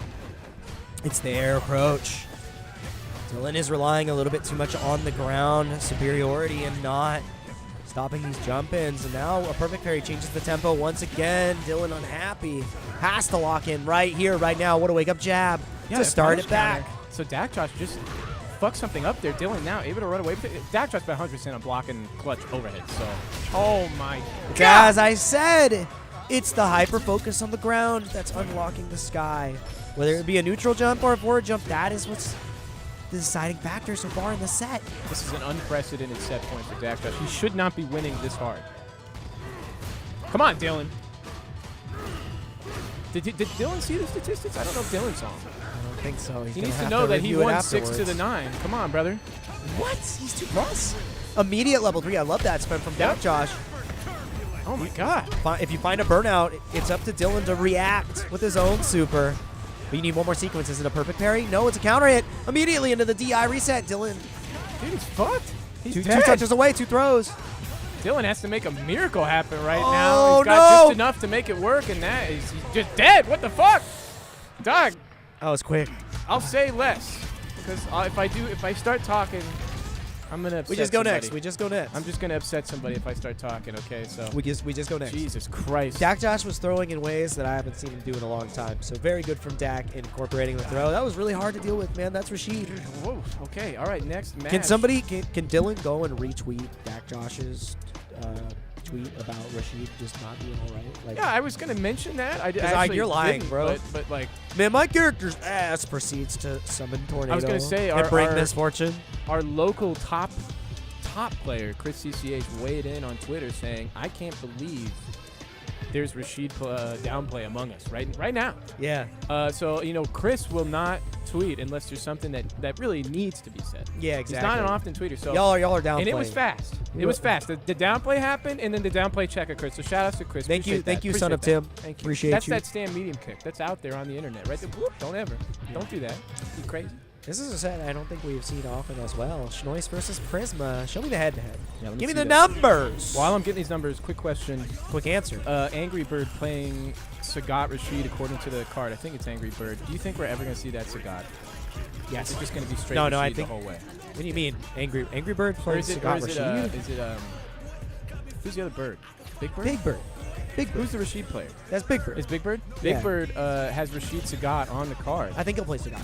Think Absolutely. he'll play Sagat? That character is No, great. it's just Rashid, such a iconic character for them to play. I have a hard time seeing it, but okay. They are the Rashid. I'm just trying to Rashid up play right now. I'm trying to weigh out the universe, but Prisma versus Schnois very close, 2-1. Dude, Both these players very willing to slow it down. If Gachi-kun wins Capcom Cup, Rashid players need to shut the hell up forever. But we're not going to quiet down about these matches. Prisma versus Schnois on the other side of losers. Can Prisma keep this, highest run in the cards tonight? Oh, you like the bison color? That's pretty sick. Ooh. That's the color that production prefers in regards to Bison.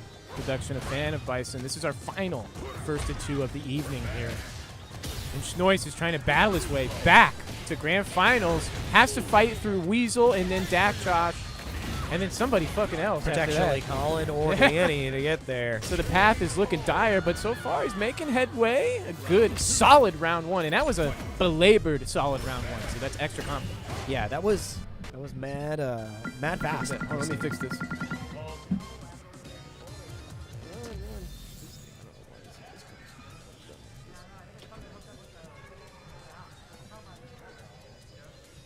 Well, it should. It's just this is a two-way screw. That stinks if people start screwing it the wrong way. They don't realize you can tighten it very easily. We're back. We don't know what happened. The production's out there, and believe it or not, PL is 100% going to force that to be taken by the player who did not force that to happen. He's a big stickler on the rules. Let's take a look. You got it. You have to be like you be consistent the entire time. You either be a rule snob or you disregard them. Yep. So he's saying don't press this Be a button. purist or don't be. Explaining things to the players in terms of what may bring up this in-game menu here. This is fucked up. This is a huge dog on our. Whoop, whoop. Oh no, and it's Schnois. It looks like. How did that happen? Yo ho ho. We took a bite of gum. Is that how the song goes? How you doing, Red? I started playing Deadlock this week. Oh my God, we're talking about Deadlock now. Oh, I mean, we got downtime. Oh, that's true. This guy's getting the controller back in his hands. It might be. we And might. Weasel just just absolutely soaking it in. I What are you appreciate this. thinking? You're not a statue. How are you hitting that finger on the chip? What's going on? You're like pondering. Yeah, and he's like, how did this come up? How did this come How out? did this happen? So they're trying to figure it out because PL wants somebody to take a round, and I think they're both like, let's just fucking keep playing as is, and I don't care. PL is a stickler for the rules, so Oh, he has every right to be here. that's our guy. I think we saw that at Frosty Faustings with Blue's controller continually going out. Yeah, and yeah, nobody yeah, wanted yeah. to fucking take the round or anything like that, and it was like, dude, okay, That that was guy such- won. Kaba. That guy won. Kaba was in trouble. I mean, Kami was doing well, to his credit. I mean, I don't blame them for being like, nah, let's just roll with it. But there's, okay, doing some sort of troubleshooting here. Man. Just all play on a universal controller, fellas. Let's figure it out. Yeah, I don't like the rise of the pad, the leverless, the good old stick. Is We're back! where we're at. Or I'd prefer to be. Okay, we're back in. We're just running it.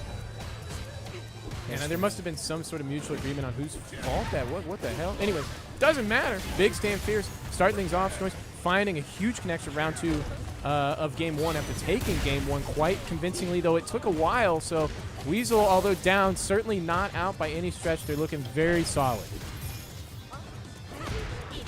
Ooh. Careful. Oh, Plus, big yeah, stagger. press on the stagger. Level 2 should be enough here. Coolest super in the game. I still love this thing. Bang! Great heads-up play by Schnoiz as well. A lot of players would have been surprised by that stagger, catching their opponent specifically because it was a backdash that it caught instead of a counter hit. Character select instant. Yeah.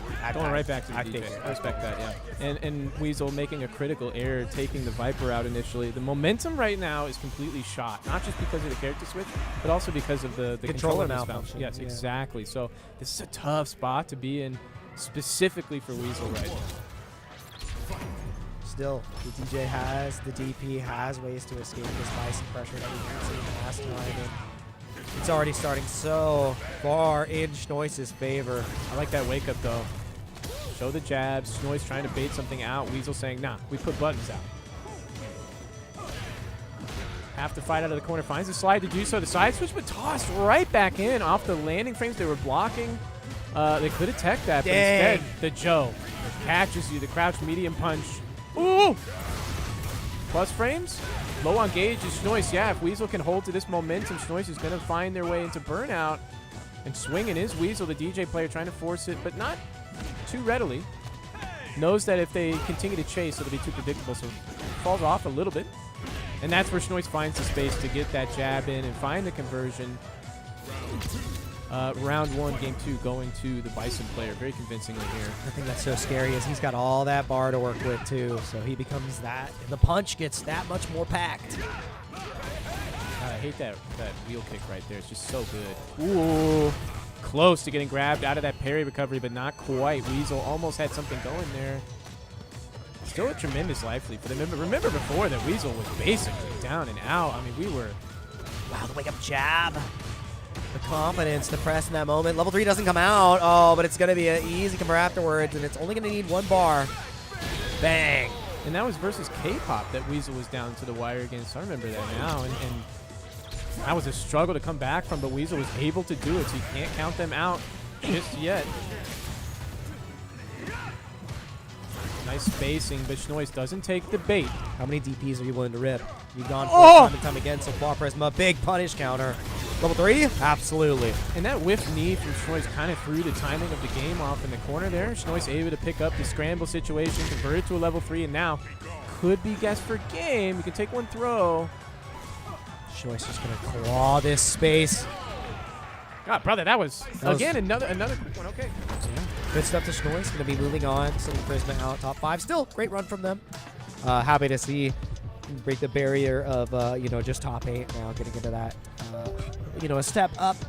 These players are a step up on the leaderboard right now. In the bracket, winner's side, winner's finals. It's Dr. Danny Pham versus Colin. This is going to be, I hate to tell the folks, but Colin might have a nice sequence game 1. Okay. Gonna get wrapped up game 2, game 3 because I think Danny just so strong at finding the tendencies that even you yourself are not aware that you're committing to. Exactly. Exposes the cracks in your game plan. That's right. So there are habits that everybody has, regardless if they're aware of them or not. And Danny's so observational, understands the smaller game being played in order to make those observations, call out those habits, and just close out the game very convincingly. So I think Colin has to be very careful here in regards to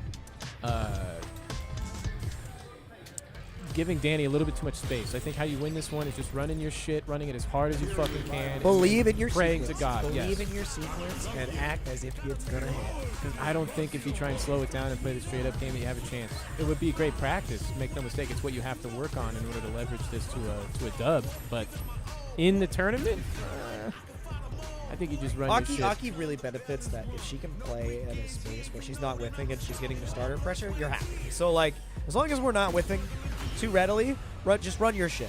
Yep, it's true. And 9-3. This is not a bad ratio for the Aki player, Colin. They've done well in the past versus Danny, but Danny always does his homework. That's what makes him so good. Colin on the left with Aki on the right. Turns Heath, that shit in. Danny fam. Wants the extra credit. And shout outs to your sensei Raihan on his stage here. Always the airfield, brother. Ooh. Just run your shit. Oh, no reset, but the back throw is huge. Yikes. Gotta be careful here. Colin has to get back on the offense. The trade is excellent for that reason. Forcing towards the corner, the plus frames into the throw. Still a good amount of drive gauge to work with here on Colin's side. Danny as well, full engaged, so any offensive momentum he gets is potentially deadly with a resetted SPD. Setting the puddle, not letting Danny pass go, not letting Danny inch forward. Oh, brother. At the risk of being purple. Slowing it down like this, I'm scared. Yeah, see, Raw trying to play, sweep. did you see that? Oh, you see that? Oh If that, who gives a shit about that? That doesn't matter. It really See how does. Colin tried to slow it down, got caught on the toes, and then called out on the reversal, waking up. Danny is like inside the house. It's round 1, game 1, Jake. He's inside the house already. This is scary. Oh, man. One-way punish will do it. 30 seconds on the clock. Colin, this is uncharted waters. You know, doesn't play with this much time on the clock. Oh, the pressure's on Danny. He's the one at deficit. Oh, the DI? Nice! Just plowing through. Danny's like, where's my... That was one round. Did my D-pad fall off my controller again? Yeah, that was one round. It was crazy. Jesus. Nice job to Colin to take a very important round 1. Typically, we don't get to see these ones go long. Okay. Try to DI again. Yeah, trying to call out a headbutt. Yep. Still Said hella the risk. This is where Dr. Danny Pham starts to zero in. Help! Oh my God, brother! He slid under the stand jack. That was That's sick. huge. Yeah. Danny looking down at his UCA pad. here to force burnout. No. Yeah, oh wow, Oh, you yeah. do? Danny's trying to do some stick surgery. Something happened. Yeah, Danny's always so aggressively Do you level 3? spinning Do you the level SPD 3? buffer. So important to buffer that SPD in the neutral to his strategy. Oh! Called out. Oh no! I thought that would go over. Nope. What? Nope. Technically not airborne. Yeah. Okay. Understood. I thought Colin was looking sick right there. Danny's like, let me reconnect everything to see the setup kind of staggering a Daddy, little bit. you know that's a geek player or somebody who's had pad issues because he got disconnected and reconnected and the time his super took the finish. Okay. 1 round apiece. I thought that was the fucking game, but of course Colin locked in that super solid first round of his first game in winners finals. Has to carry that forward, but now Danny has zeroed in. He's already entered the house. Now you have to get him out of the house. How do you do that? How do you get him out of your head? You got to change it up in a way that maybe you don't know how to. That's what makes it so tough. Pretty cool fake. Got stuffed and the SPD stuffs the escape. And that moment right there is exactly what I'm talking about. Danny stands at a perfect spacing so that he can see what's going to happen. He's kind of pre-committed to an SPD, but he's trying to see if you're going to go somewhere else so that he can abort the SPD and juke where he needs to. That kind of bifurcation on his positioning, on his timing, is what allows him to stay so fluid in these moments. Colin, meanwhile, is going to start getting his shoes tied together. What's going on? IPL entering the production looking haggard, actually. Aside coming out, these technical difficulties are wearing on his conscience is and also the Danny's D-pad is always falling off. That's normal. All right, Colin. Oops, let's see. That's a part of the programming. That's where some of the excitement comes from. Because he does surgery. It doesn't stop him. I see this Colin's like, okay, let me just try and slow this down. How does Colin slow play this? Here's the thing. Let me see the footsies. Because I see him sequencing right now at mid-screen. Oh. But let me see the walk forward, the walk back, the provoking stuff with our movement, our spacing. It's not there yet. And every time Danny just bulldogs in, finds the toes, starts to pressure, resets you at the corner, you're fucking dead before I can stop talking. That was 9 seconds. Colin is not getting a chance to really engage in the neutral, and it's making it so difficult to even survive. Wow, that's a great start, Low though. crushing the sweep, I like that. Can. Can you keep it up, though? Oh, Absolutely not. He tried. sorry about that. Did you just cross the whole stage?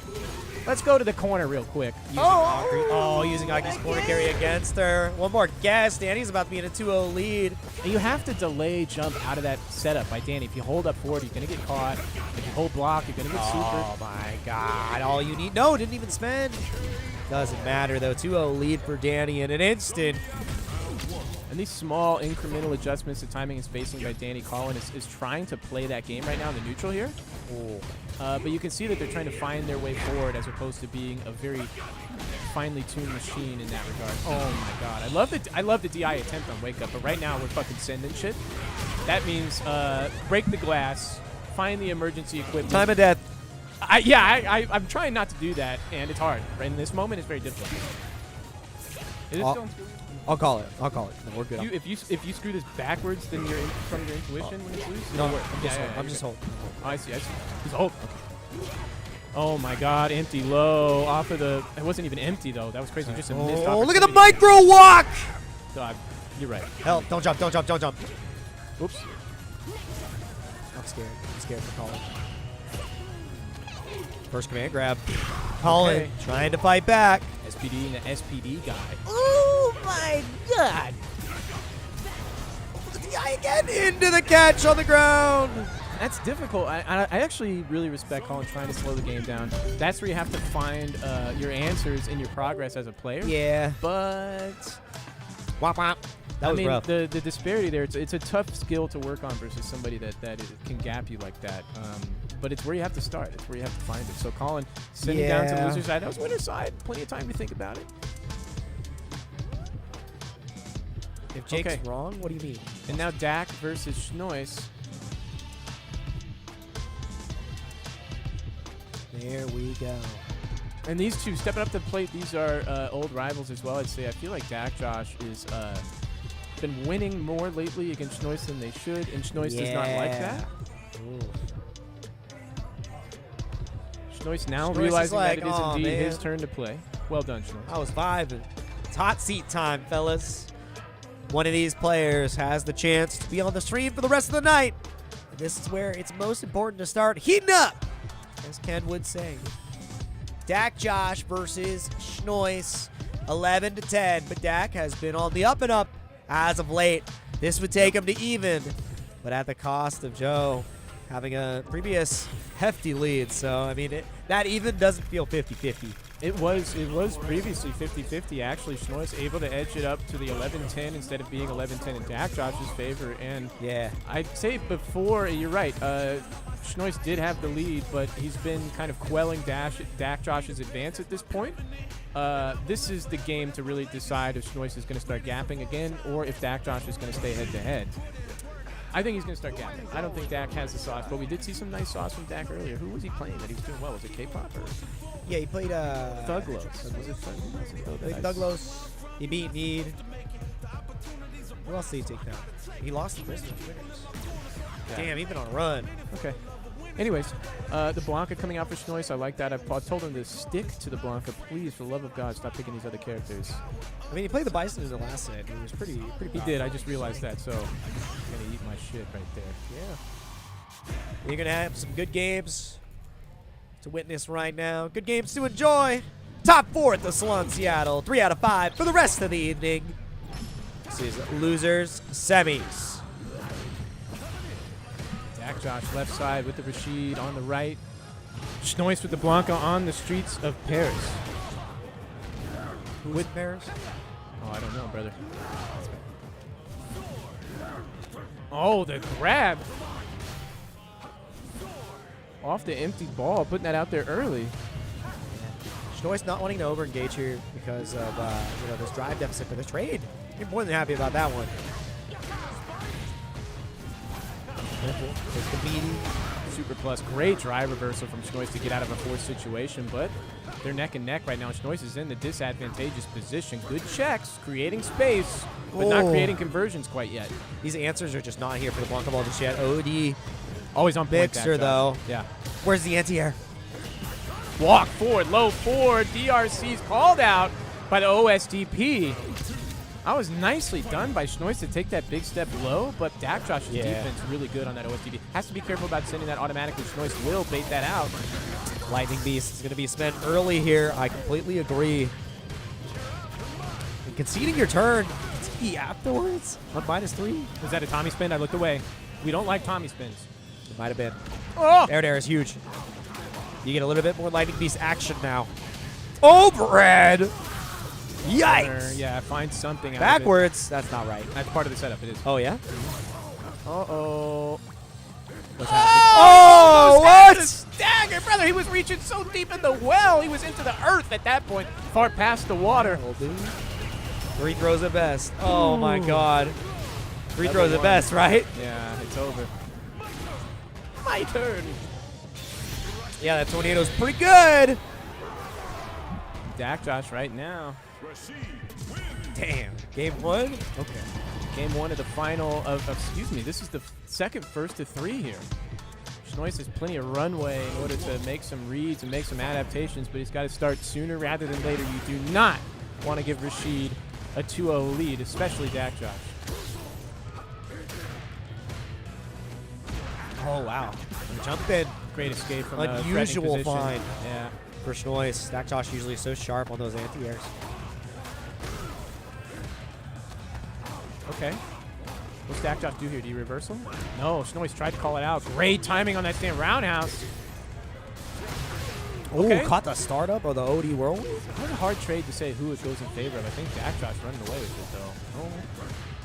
You take one more trade, though, and the DP is lethal. So you got to be so careful here. Oh! On the mental stack now. Level Level two? 2 in play as well. Dakjosh choosing not to spend it. I like it. What a DP from Schnois, Back at you. knowing that his opponent wanted to set up a string to force the potential level 2 situation. Schnois aborts that entire sequence early on.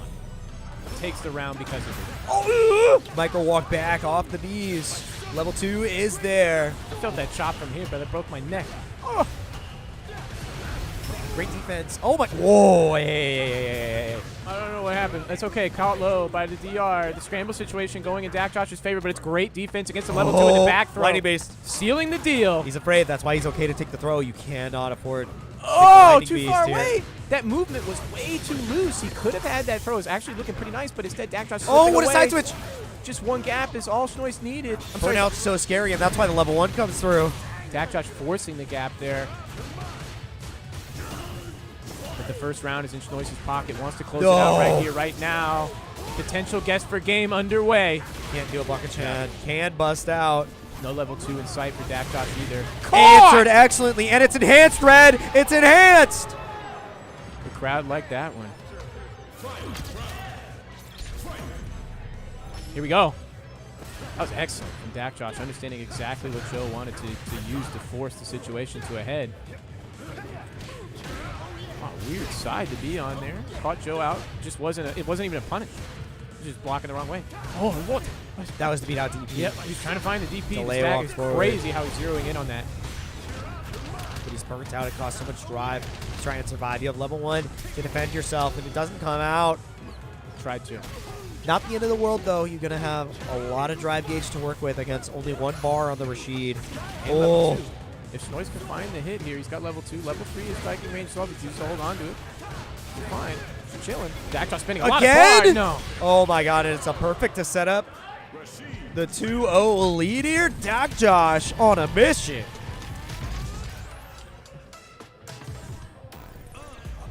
Is he going to pick up Honda? Oh, PL Production saying don't switch, and I thought he was talking to me on the camera. Is he going to pick Honda? No, he's going to the Bice. Scared me, brother. I don't. Okay, you know what? Maybe he feels like playing Bison today. That's what I think it is. That's how I'm going to call it. It's okay. It's all right. Joe fighting for his life here. Dak Josh rocking in that chair, looking a little nervous here, a little anxious. But ahead 2-0 is a nasty place to be for any of these players in an entirely different way. Oh! Okay. I'm seeing the vision now. Okay. It's specifically the scissor kick here. Yep. It's also the Psycho Crusher for the fireballs, but you only have one game left. You only have one life left. We see this last time, too. He switched to the Bison at the end, and then on the first Psycho Crusher interaction, Dak Josh backdashed deliberately. That's right. He got a massive punish. Right. Like, Uh-oh. he's Like ready that? for this matchup. Like that? Yep. A chill just ran down Joe's spine when that perfect parry came out. Ooh, but now he's warming up. Just kidding. Jesus Christ. Again. In striking range of level 2 is Dak Josh. Great challenge from Schnoiz to the delay button, finding the mark here. And now with the bomb planted, trying to bait the DP. Yeah. Oh, that's massive. You're not dead. Stomp. That's almost damn near guaranteed unless you level 1. Schnoiz keeping it tight. Very important round to win there for Schnoiz. Wow, no punish on that whip low short off the DR. Could have been crippling if Dak Josh found to punish that early on, but instead they're finding the corner in the wrong kind of way. Oh, but the fireball, the trade, scramble goes to Schnoiz. OD stomp. Take the plus frames. Take the throw. Schnoiz is like, give me that fucking DP, dude. I know you want to do it. Oh! Reach it with that stay around. I hit him with the PL. Dak Josh has been incredibly, stubborn, patient against Schnoiz's offense, not DP. And it's probably frustrating for Schnoiz. Oh my God! Now Dak Josh doesn't No way. use level 2. He has level 3. He will spin it. Very smart to take this conversion all the way to the bank and bank on the final round set point. Yeah, it is enough. And you're in control. You got to do it with no bar. Without level 2, what can you do? Schnoiz fully loaded. Oh, wow.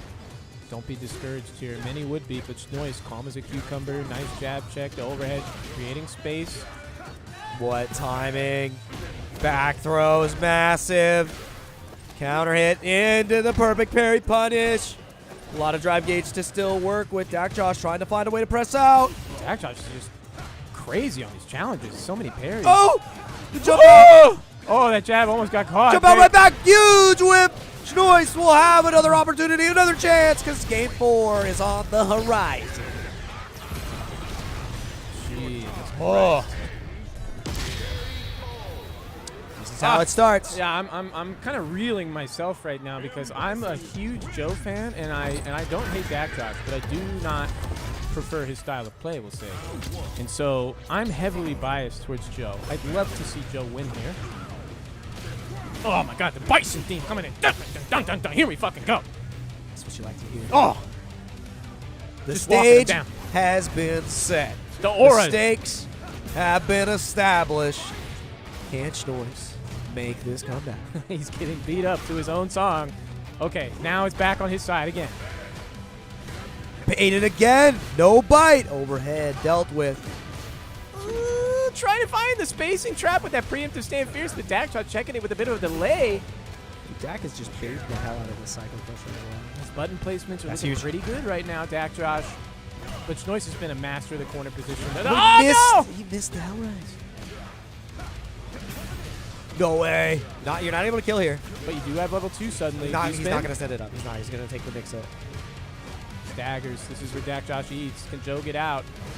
Looking for the whiff punish on the crouch strong. It's not Overhead there the again. second time. Oh. What a trade. One Could've been trade will do Schnoiz's. it. Yeah. Could have been anybody's, actually. Slide. No anti-air again. Out of the corner, though. Plus frames converts off the counter hit. Mixer double. DRC is going to do it. Dak Josh is at set point suddenly once again. But Joe's been fighting from behind the whole time. Can he survive? Wow, that dash forward was so brazen. The Giga Stagger, the level 2 now, the Giga Tornado. We're getting big. Oh, You take one. It's pretty this good is fine defense. for Schnoiz. Yeah, this is fine. That's massive. No! Oh, it doesn't matter. Punish counter afterwards is huge. But the anti-air is even better. Out of the corner, though, paid the tax, text the throw. Oh, No follow-up. that's all right. Schnoiz finding his footing now on the character. Schnoiz needs to put him out. Schnoiz needs to put him out right now. How do you find it, though? God. You Damn don't it, Jake! spend. You don't spend. Level 1, huge. Schnoiz is back towards touch, the both wall. sides. Just big step, low forward is spin to play. Block under's massive! You have to kill here. You have to kill here. Spin. Yup. 3 spent to guarantee it. Knowing that you were 1 strike away from your own demise. But now you got to do this honest. It's 1 bar versus none. Can we get a game 5? We just fucking might. And if it goes game 5, we're going to really test Dak Josh's mental strength here. But first, Schnoiz has to make it through the That's overhead. the first one. Yes, That's the sir. first one that's connected.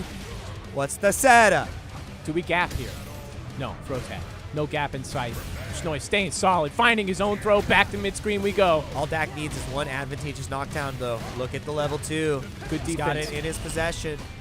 Great hold parry from Schnoiz to hold on to this drive gauge. Very critical, actually, in order to maintain that resource. Betting that Dak would press in that moment. Checking the dash. Not the Changing biggest. it up. Oh! There's the big step low forward. Just when Dak thought it was out, it's back in play. 1 touch away. The overhead's checked. The level 2 is possible. Jump out is everything. Low Jump on out gauge. is everything. Level 3. is going to do it. Dak Josh is on his way to losers finals. Fuck! Well done, Dak.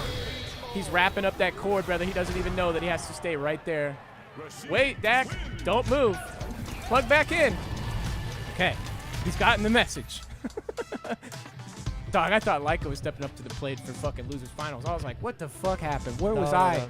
Where was I when that happened? Okay, let's take a look at the scoreboard real quick. Well done to Dak. Joe should have stuck to the Bison from the beginning. You know, I'm the guy that's always telling him to stay on Blanca, so fuck me, right? Okay, here we go. Man. It's going to be Colin versus Dak, couple of young bloods. The new guys battling it out to see who gets to go against the old guard. At the top of the food chain, Danny Pham waiting in grand finals for the victor of losers finals here. This is first to 3. Man. I'm looking forward to this one. Colin versus Dak. You know, both unlikely rivals to step up to the plate against the enemy. And this is a Colin favorite matchup, man. I mean, I'm looking at the bracket here. I would have expected to see K-pop. I would have expected to see Dylan. I would have expected to see Fine Like Wine even. Oftentimes Fine Like Wine, maybe not making it to top 4, but certainly the caliber player that can do so. These guys, however, I'm always super critical of. Too critical, it looks like, in fact. And they've made it, despite all odds. They've had losing records here against players that they've overcome so far, and they definitely, one thing's for certain, they deserve to be here today.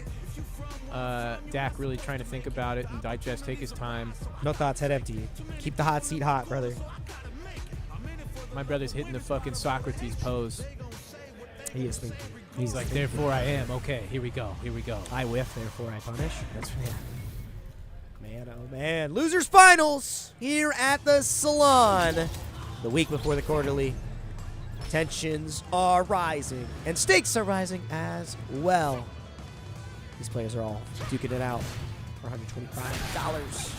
Colin on the right with the Aki on the left. Dak Josh back on the streets of Paris we go. The Poisons in play, and Colin trying to play a slower game, looks like. Not trying to force the OD Fireball just yet. Trying to find out how their opponent's looking for the projectile instead. Dak Josh getting a few air trades, and it's been a bit of a tug of war back and forth here, but Dak Josh comes out ahead. Dang. Containment has been established from Dak Josh as well. He's shown the range he wants to stand at while he's in this corner. And it's up to Colin to march forward, find a way out, which they just have. Low check from Dak is good on wake up. Both these guys are just grinding it out right now. Normally playing much faster. We'll see if it speeds up here, but I like the slowing down. Great anti-air. Not a lot of damage, but the knockdown is huge. The overhead is going to close it out. Massive into the level 1. Happy to spend the meter.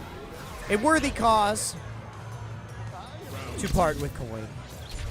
And we're going to see an overhead from Colin as well. Make no mistake, but Dak Josh so far has been 100% on blocking the overheads. If I was Colin, I'd be going low on layer 1. Okay. Putting out the fireballs a little bit more readily this round compared to last. There it is, the overhead. My fault. My bad, bro. You know what? You got those. That's why you're there, and I'm here. Let's be honest. Nice save jump. Dak Josh, though, with the normal parry on both those heavy attacks. Might just die. Oh my god. I was going to glaze the meter management, but he's literally just dead to right. Low check. Just kidding. Side switch. Do we set up level 2 off this next conversion? Absolutely. Colin didn't spend. Yeah, Why did Colin not spend? He wanted to hang on to it for final Whoa. round. The tornado's gone. Very comfortable as Colin with this life lead. No way. That's a huge knockdown, though. The DI!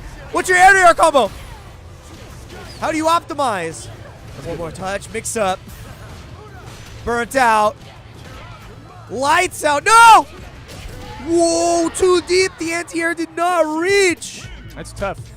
I think Colin, in that moment where he got burned out, was like, I want to go drive reversal. Wait a second. I'm burned out. Just fell behind barely. Dakjosh stepping up the speed. Stepping on the gas at the final moment.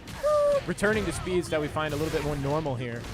And starting to run away with it because of it. Colin, how do you escape here? Just taking the throw, not committing to the slide to try to get out of the corner.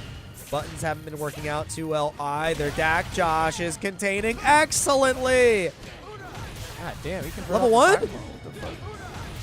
You want the round that bad? No, chill, Dak. No, he's not even going to go for it. Checks the walk back. Is Danny going to pick Cammy? Yes. I'm watching Dakjosh right now. Do we pick Cammy first? Yeah, Or is he like, oh, Dak's kind of on a tear right he's now. gonna I'll pick the Geef. He's going to pick me. Or he's going to get ready for the quarter. But it's not over yet. Oh, that's what we call it. Get ready for the quarterly. I like that.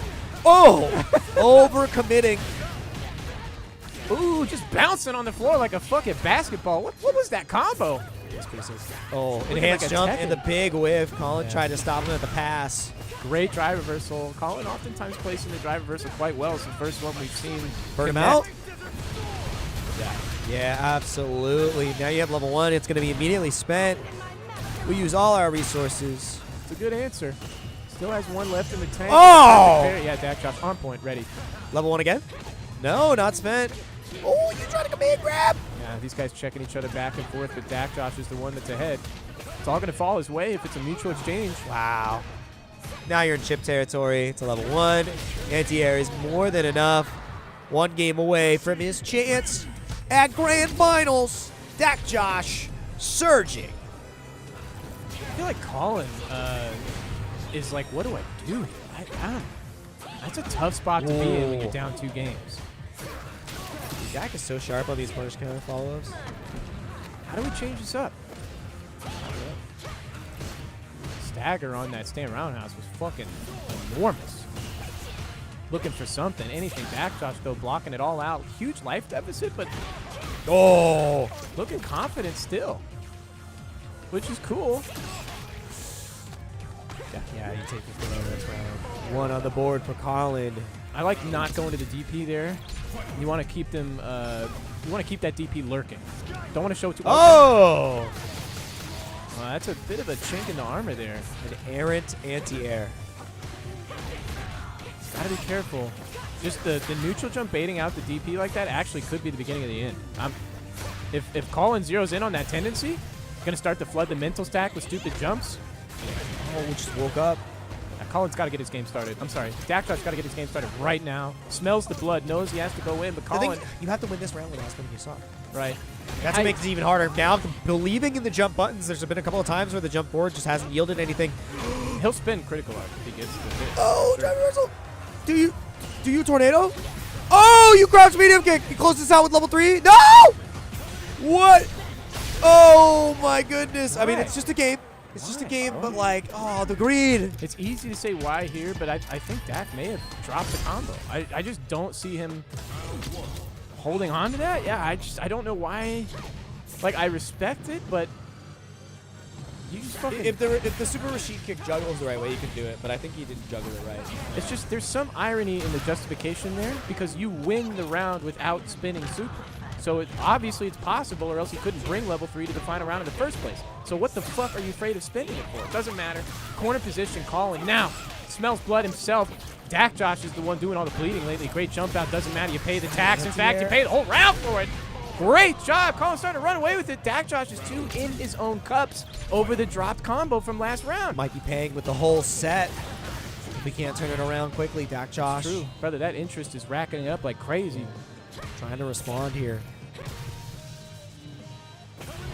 Okay, nice. A couple of errant pokes from Colin, just very calmly navigating his way out. Dakjosh starting to lose his footing in the mental war. The low call out's good, but it's a little bit too autopilot for my taste. I'm scared here. When the anti-airs start missing from Dakjosh, you know something is amiss. No! Colin is 1 guess away from a 2-2 game with the momentum of 2 straight behind him. Anything you can do, I can do better. Dak Josh No! in gruesome position. And the aura, it's lost. It's all gone. Suddenly, Colin, looking like he was in shambles before, is standing on top of the pile that has become Dak Josh. What the fuck? 2-2. Game Losers 5. finals. Wouldn't be anywhere else. Oh. And now Dak Josh with the first hit. I'm sorry, Colin with the first hit. He's ahead in the set for the first time. This is huge. What a check on the overhead, but brother, he was not blocking high. You know that much. Absolutely. You're impressive. Bros are coming through now. This is where Dak Josh needs to unlock. That was awkward. That was insane. Well done. What a call out from Colin.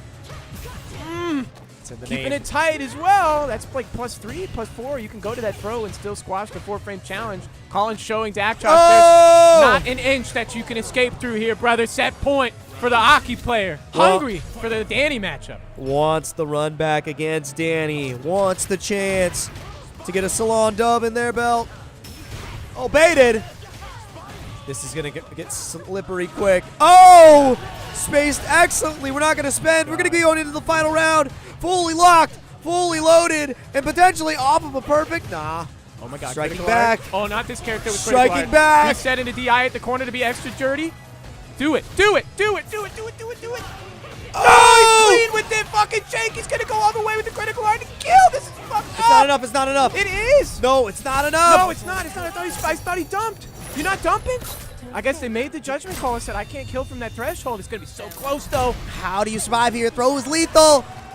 Oh! Colin has done it. The 3-0 reverse sweep.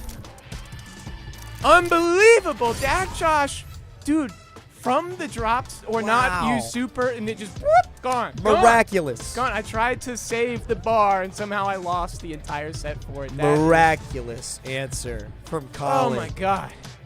Okay. Damn. Somebody score this. Okay, hold on. Let me score it. That's my job. The hot seat was chilled, man. I need to take, like, a breather. That was a lot. Who won here? Colin won? Oh my God! And now Danny has to come in. Calm down, little bros. Calm down. The battle over second place has finished.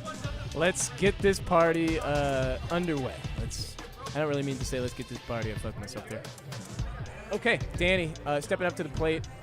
Colin popping off right now a little bit. He's excited. I broke both those. I couldn't even say it in the moment, but both those guys nervous as fuck. Dak Josh just fumbling, probably one of the most important sets of the night. Had a great 2-game lead, allowed it to be ran back 3 straight on himself after making a critical strategical error, but just beyond that, was falling apart. Just had his mind clearly in the past. And Colin ran away with it in the present. Now we're here at the future, and sitting in the player 2 slot is the Aki player who has before defeated Danny Pham, believe it or not, in a first to 2, maybe even a first to 3. But he has to do it twice now, and that is beyond a tall order. Hold on, the name's just wrong. 25% is It's insane. Herculean effort, I would say. Production remarking on the percentage of the player matchup here. It is cataclysmic to see 25 to 75 in regards to Colin's chances. He's playing the cami. There it is. There it is. It took a moment. He took a moment though, because that was some sauce. We saw it. We saw it. He had the respect. I knew he was going to pick the cami. He thinks he can do it. Me too. Like I was thinking about Dak Josh too. Yeah, new controller all together. Same place as always every Friday here at the Salon. Some of the best Street Fighter that you're going to see on the West Coast. It's Dr. Danny Pham versus Colin in grand finals. It's the unlikely, likely upstart here versus the guy who's probably going to win playing his secondary. We'll see how this shakes out. So far, it's looking bad for Colin.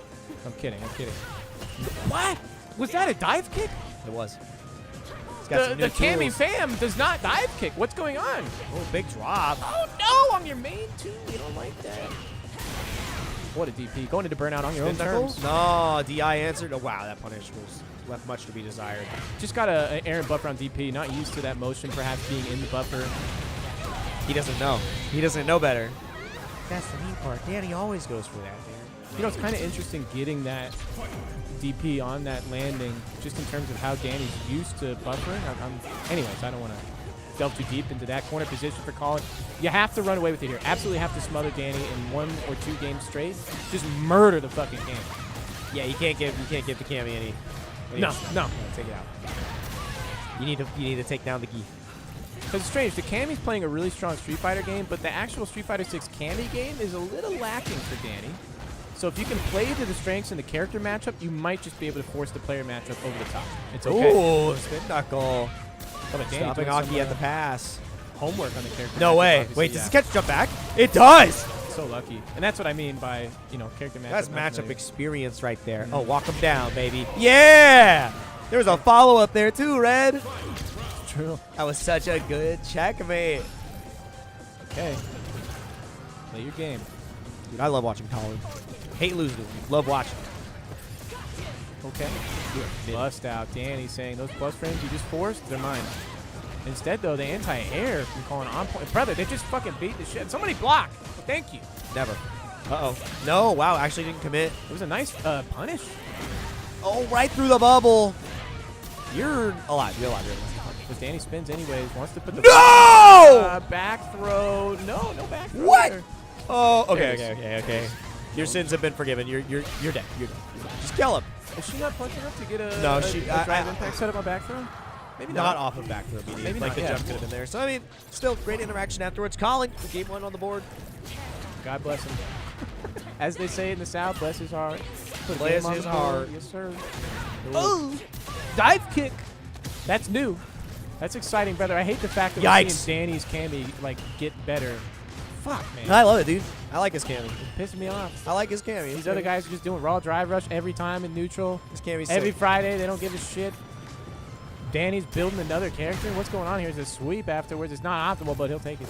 It's pretty sick. Well, love yeah, I watching like this to see it. I like to see the Geef player playing through the lens of the Cammy. I think it's so fascinating. Oh, there's the grab game getting started. I love him. Love seeing that.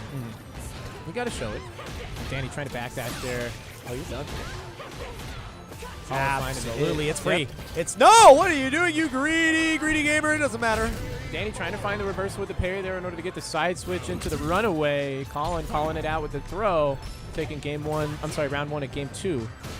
Grand finals here against the sub character from Danny. But when the Geef comes out is like when V-Trigger comes online. That's when the game actually starts. Yeah, all of this doesn't matter. It's only when the Geef is on the screen does it actually start to matter. Uh-oh. Cammy can make it work, though. Dude, that is crazy. Think about it. You would beat motherfuckers' ass without even using V-Trigger in Street Fighter 5. Think about it. If you're winning hard enough. Yeah. All right, here we go. Trade. It's in Colin's favor. Allows him to get the DRC off the crouch medium punch to maintain the pressure. Oh, the that's overhead. so deep. You're dead. You're Number actually three. just dead here. No! The nerves are exploding. So nervous are we? Spiral. Don't throw a fireball. Don't so throw a funny, fireball. you're like, Do please not throw a God. fireball. Do not. No! I told you no! Done it, bro. Puddle Colin like, equivalent. fuck, bro. Oh. Yeah, I do better than that. Son of a bitch. And that's what I love to see this through the lens of the Geef player because Danny's so good with his buffers. Have to be so good with the buffers. Here's the in order to thing. work Here's the thing. Yeah. Baited the meter. Baited the meter. Yeah, true. That was just a round, and Colin is stoked about this lead here. That was great, perfect parry. And now you got the corner. Uh-oh. Red. Yeah, he's trying to stagger the crouch medium punch there, finding the tech. Oh! Just throws the DI onto the mental stack, sensing that it's too much for his opponent to handle. Does he do it again? The extra disrespectful, as they call it, Danny. Oh! Air reset, speaking of Street Fighter 5. Oh! Danny shaking his head. It was supposed to be a super, but it doesn't matter because it would have been blocked anyways. And Colin going up 2-0. Grand finals against the secondary. Is it time for the Geef? Not yet. What a sequence from Colin. Meh.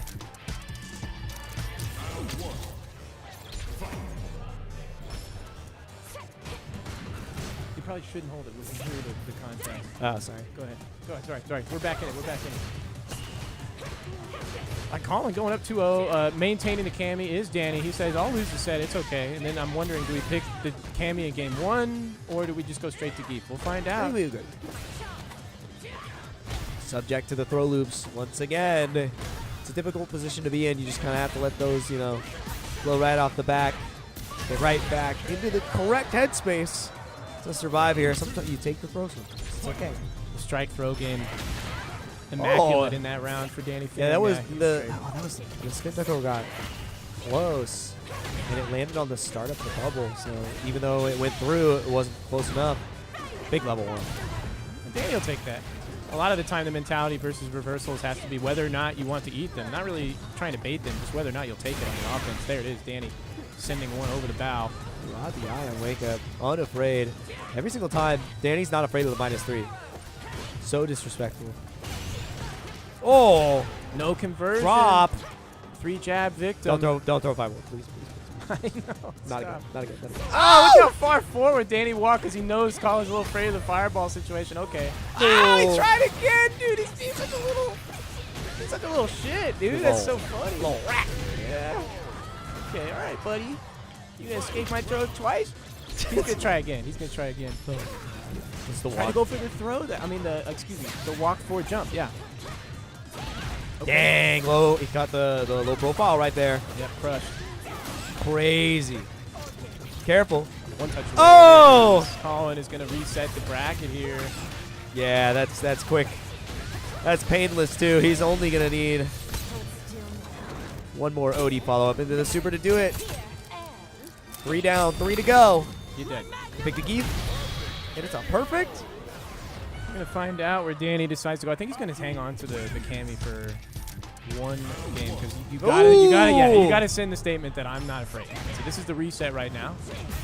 You gotta let him know that I don't need the geef. I don't need it. The sweep is incredible. Knowing that Colin is probably not gonna go for the DI that he has time and time again. The sweep catching him trying to shimmy. God, look at Danny stepping up the pressure Lethal. right now. Just cashing in all these That's reads. whoa, Yeah, that was crazy. whoa, I got a little freaky. Strange situation. Maybe OD cool thing. I don't know. That was rough. Colin was looking so ready for that moment after the fireball scramble, but then suddenly got caught out. It was a bit of an ankle breaker for me, actually. Drive reversal, caught. Colin likes to go to the drive reversal well a little bit. Now the throw. Yeah, Danny says, oh, you want to do stuff on defense? Let's play. Let's play this spacing right here. No way. God damn Lethal. it! Game 1. Oh, gave it to the wrong guy. Holy hell. Danny Pham, the Danny Cammy on the board. Dr. Cammy Pham is in the building. Okay. These dive kicks That's like the 3rd dive kick we've seen. are surgical. Okay. Bust out, no side switch. We nerfed that. You don't need that.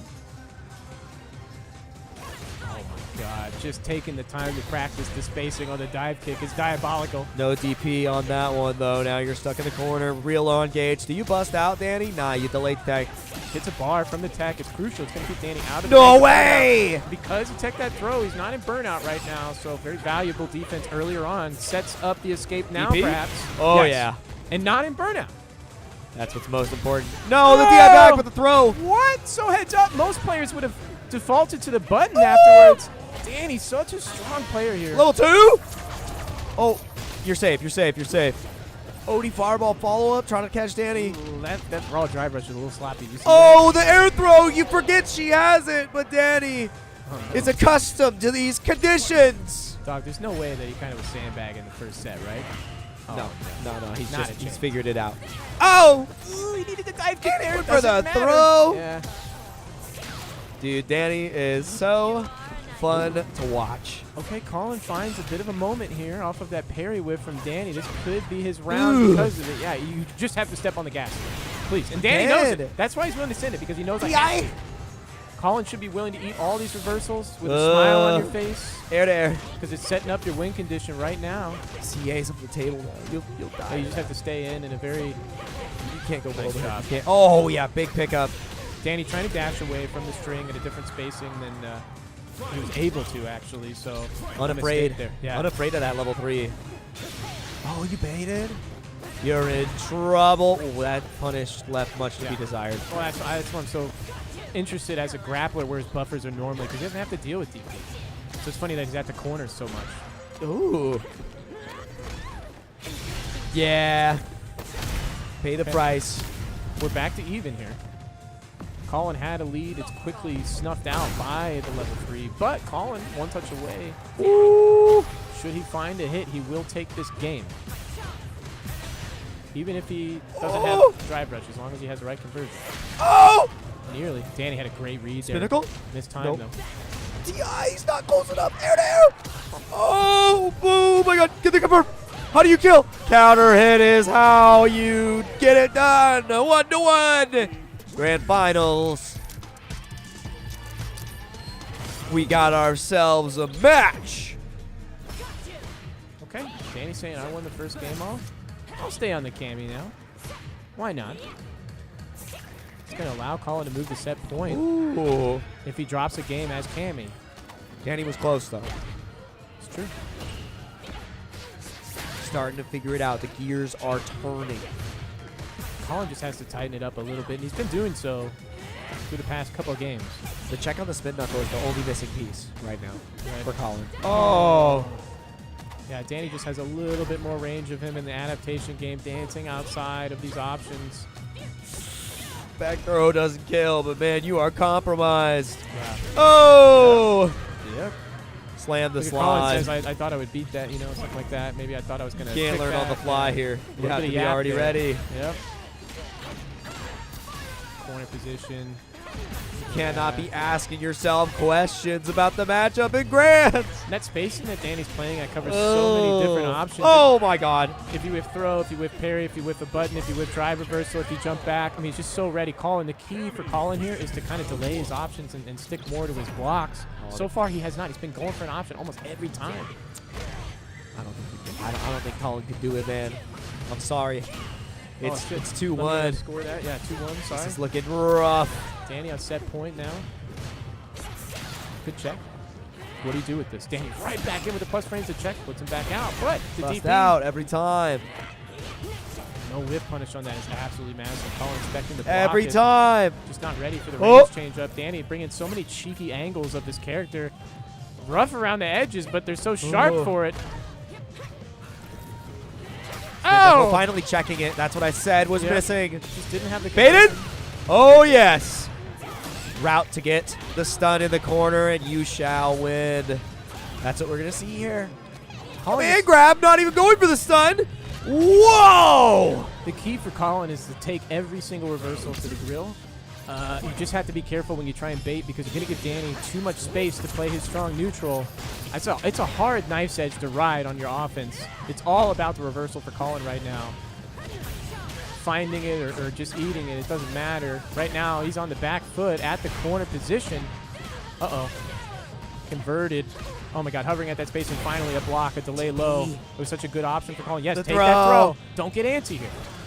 Slide out. Oh, He got kind of antsy. massive. There. Baited! Yeah, that's huge. When it mattered most.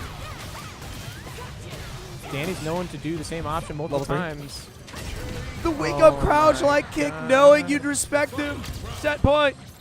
Colin tried to adapt. Danny called out the cycling through the options expertly. Has a good thumb on how when Colin wants to adapt. Oh, great. Stand roundhouse. A little bit staggered off that block stun from the cross-up. Danny, though, despite being what felt like a disadvantageous position, finds the lead. Next strike anyways. kills. Yeah. Colin's got to claw back. Otherwise, Hooligan checked. And the level 3 immediately. okay, this is the start of the clawing. Has to cross the rest of the gap here in order to close this to a 2-2 set. A loser side grand finals. There's birds. Nobody's there, though. One decision could change it all. One fireball. The crowd is reacting. Oh! No! Dr. Danny Bam has done it! He's going to take it with the Cammy and send us home. GG's, everybody. I got to head. You gotta go? Okay. Yeah, I got to go. Adios, Thanks, brother. everybody. Appreciate you guys being here. Appreciate Jake holding it down in the bracket on production. Just got to bounce real quick. We're going to get that scored and review the final results. The champion probably gloating a little bit, feeling good about that one. The Cammy evolving before our very eyes. Before Danny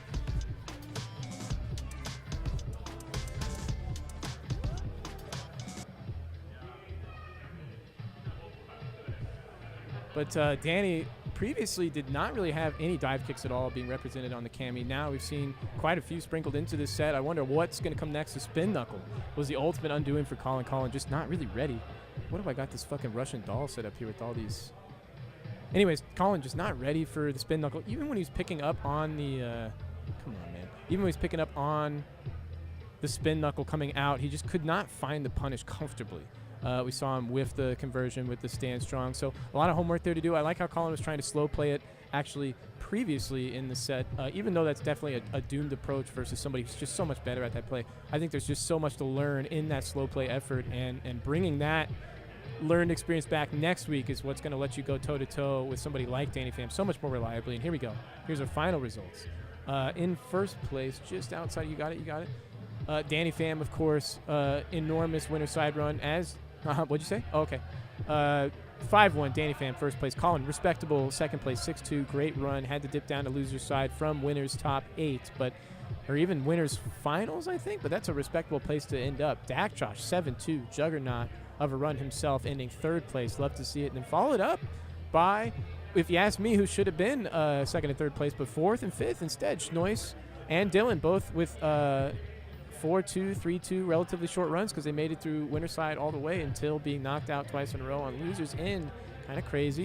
And then Prisma in fifth place, tied with Dylan R., followed by Thuglos and K-Pop, both of our Kimberly players here, reaching the same conclusion, the same position. And now we got to send the raid over. Let me do that because production just went to fix something out there abruptly. Dude, everybody's leaving really quick. Is something going on? Should I know about this? Bear with me. Let me get that social currency when we raid somebody huge. Okay, one sec.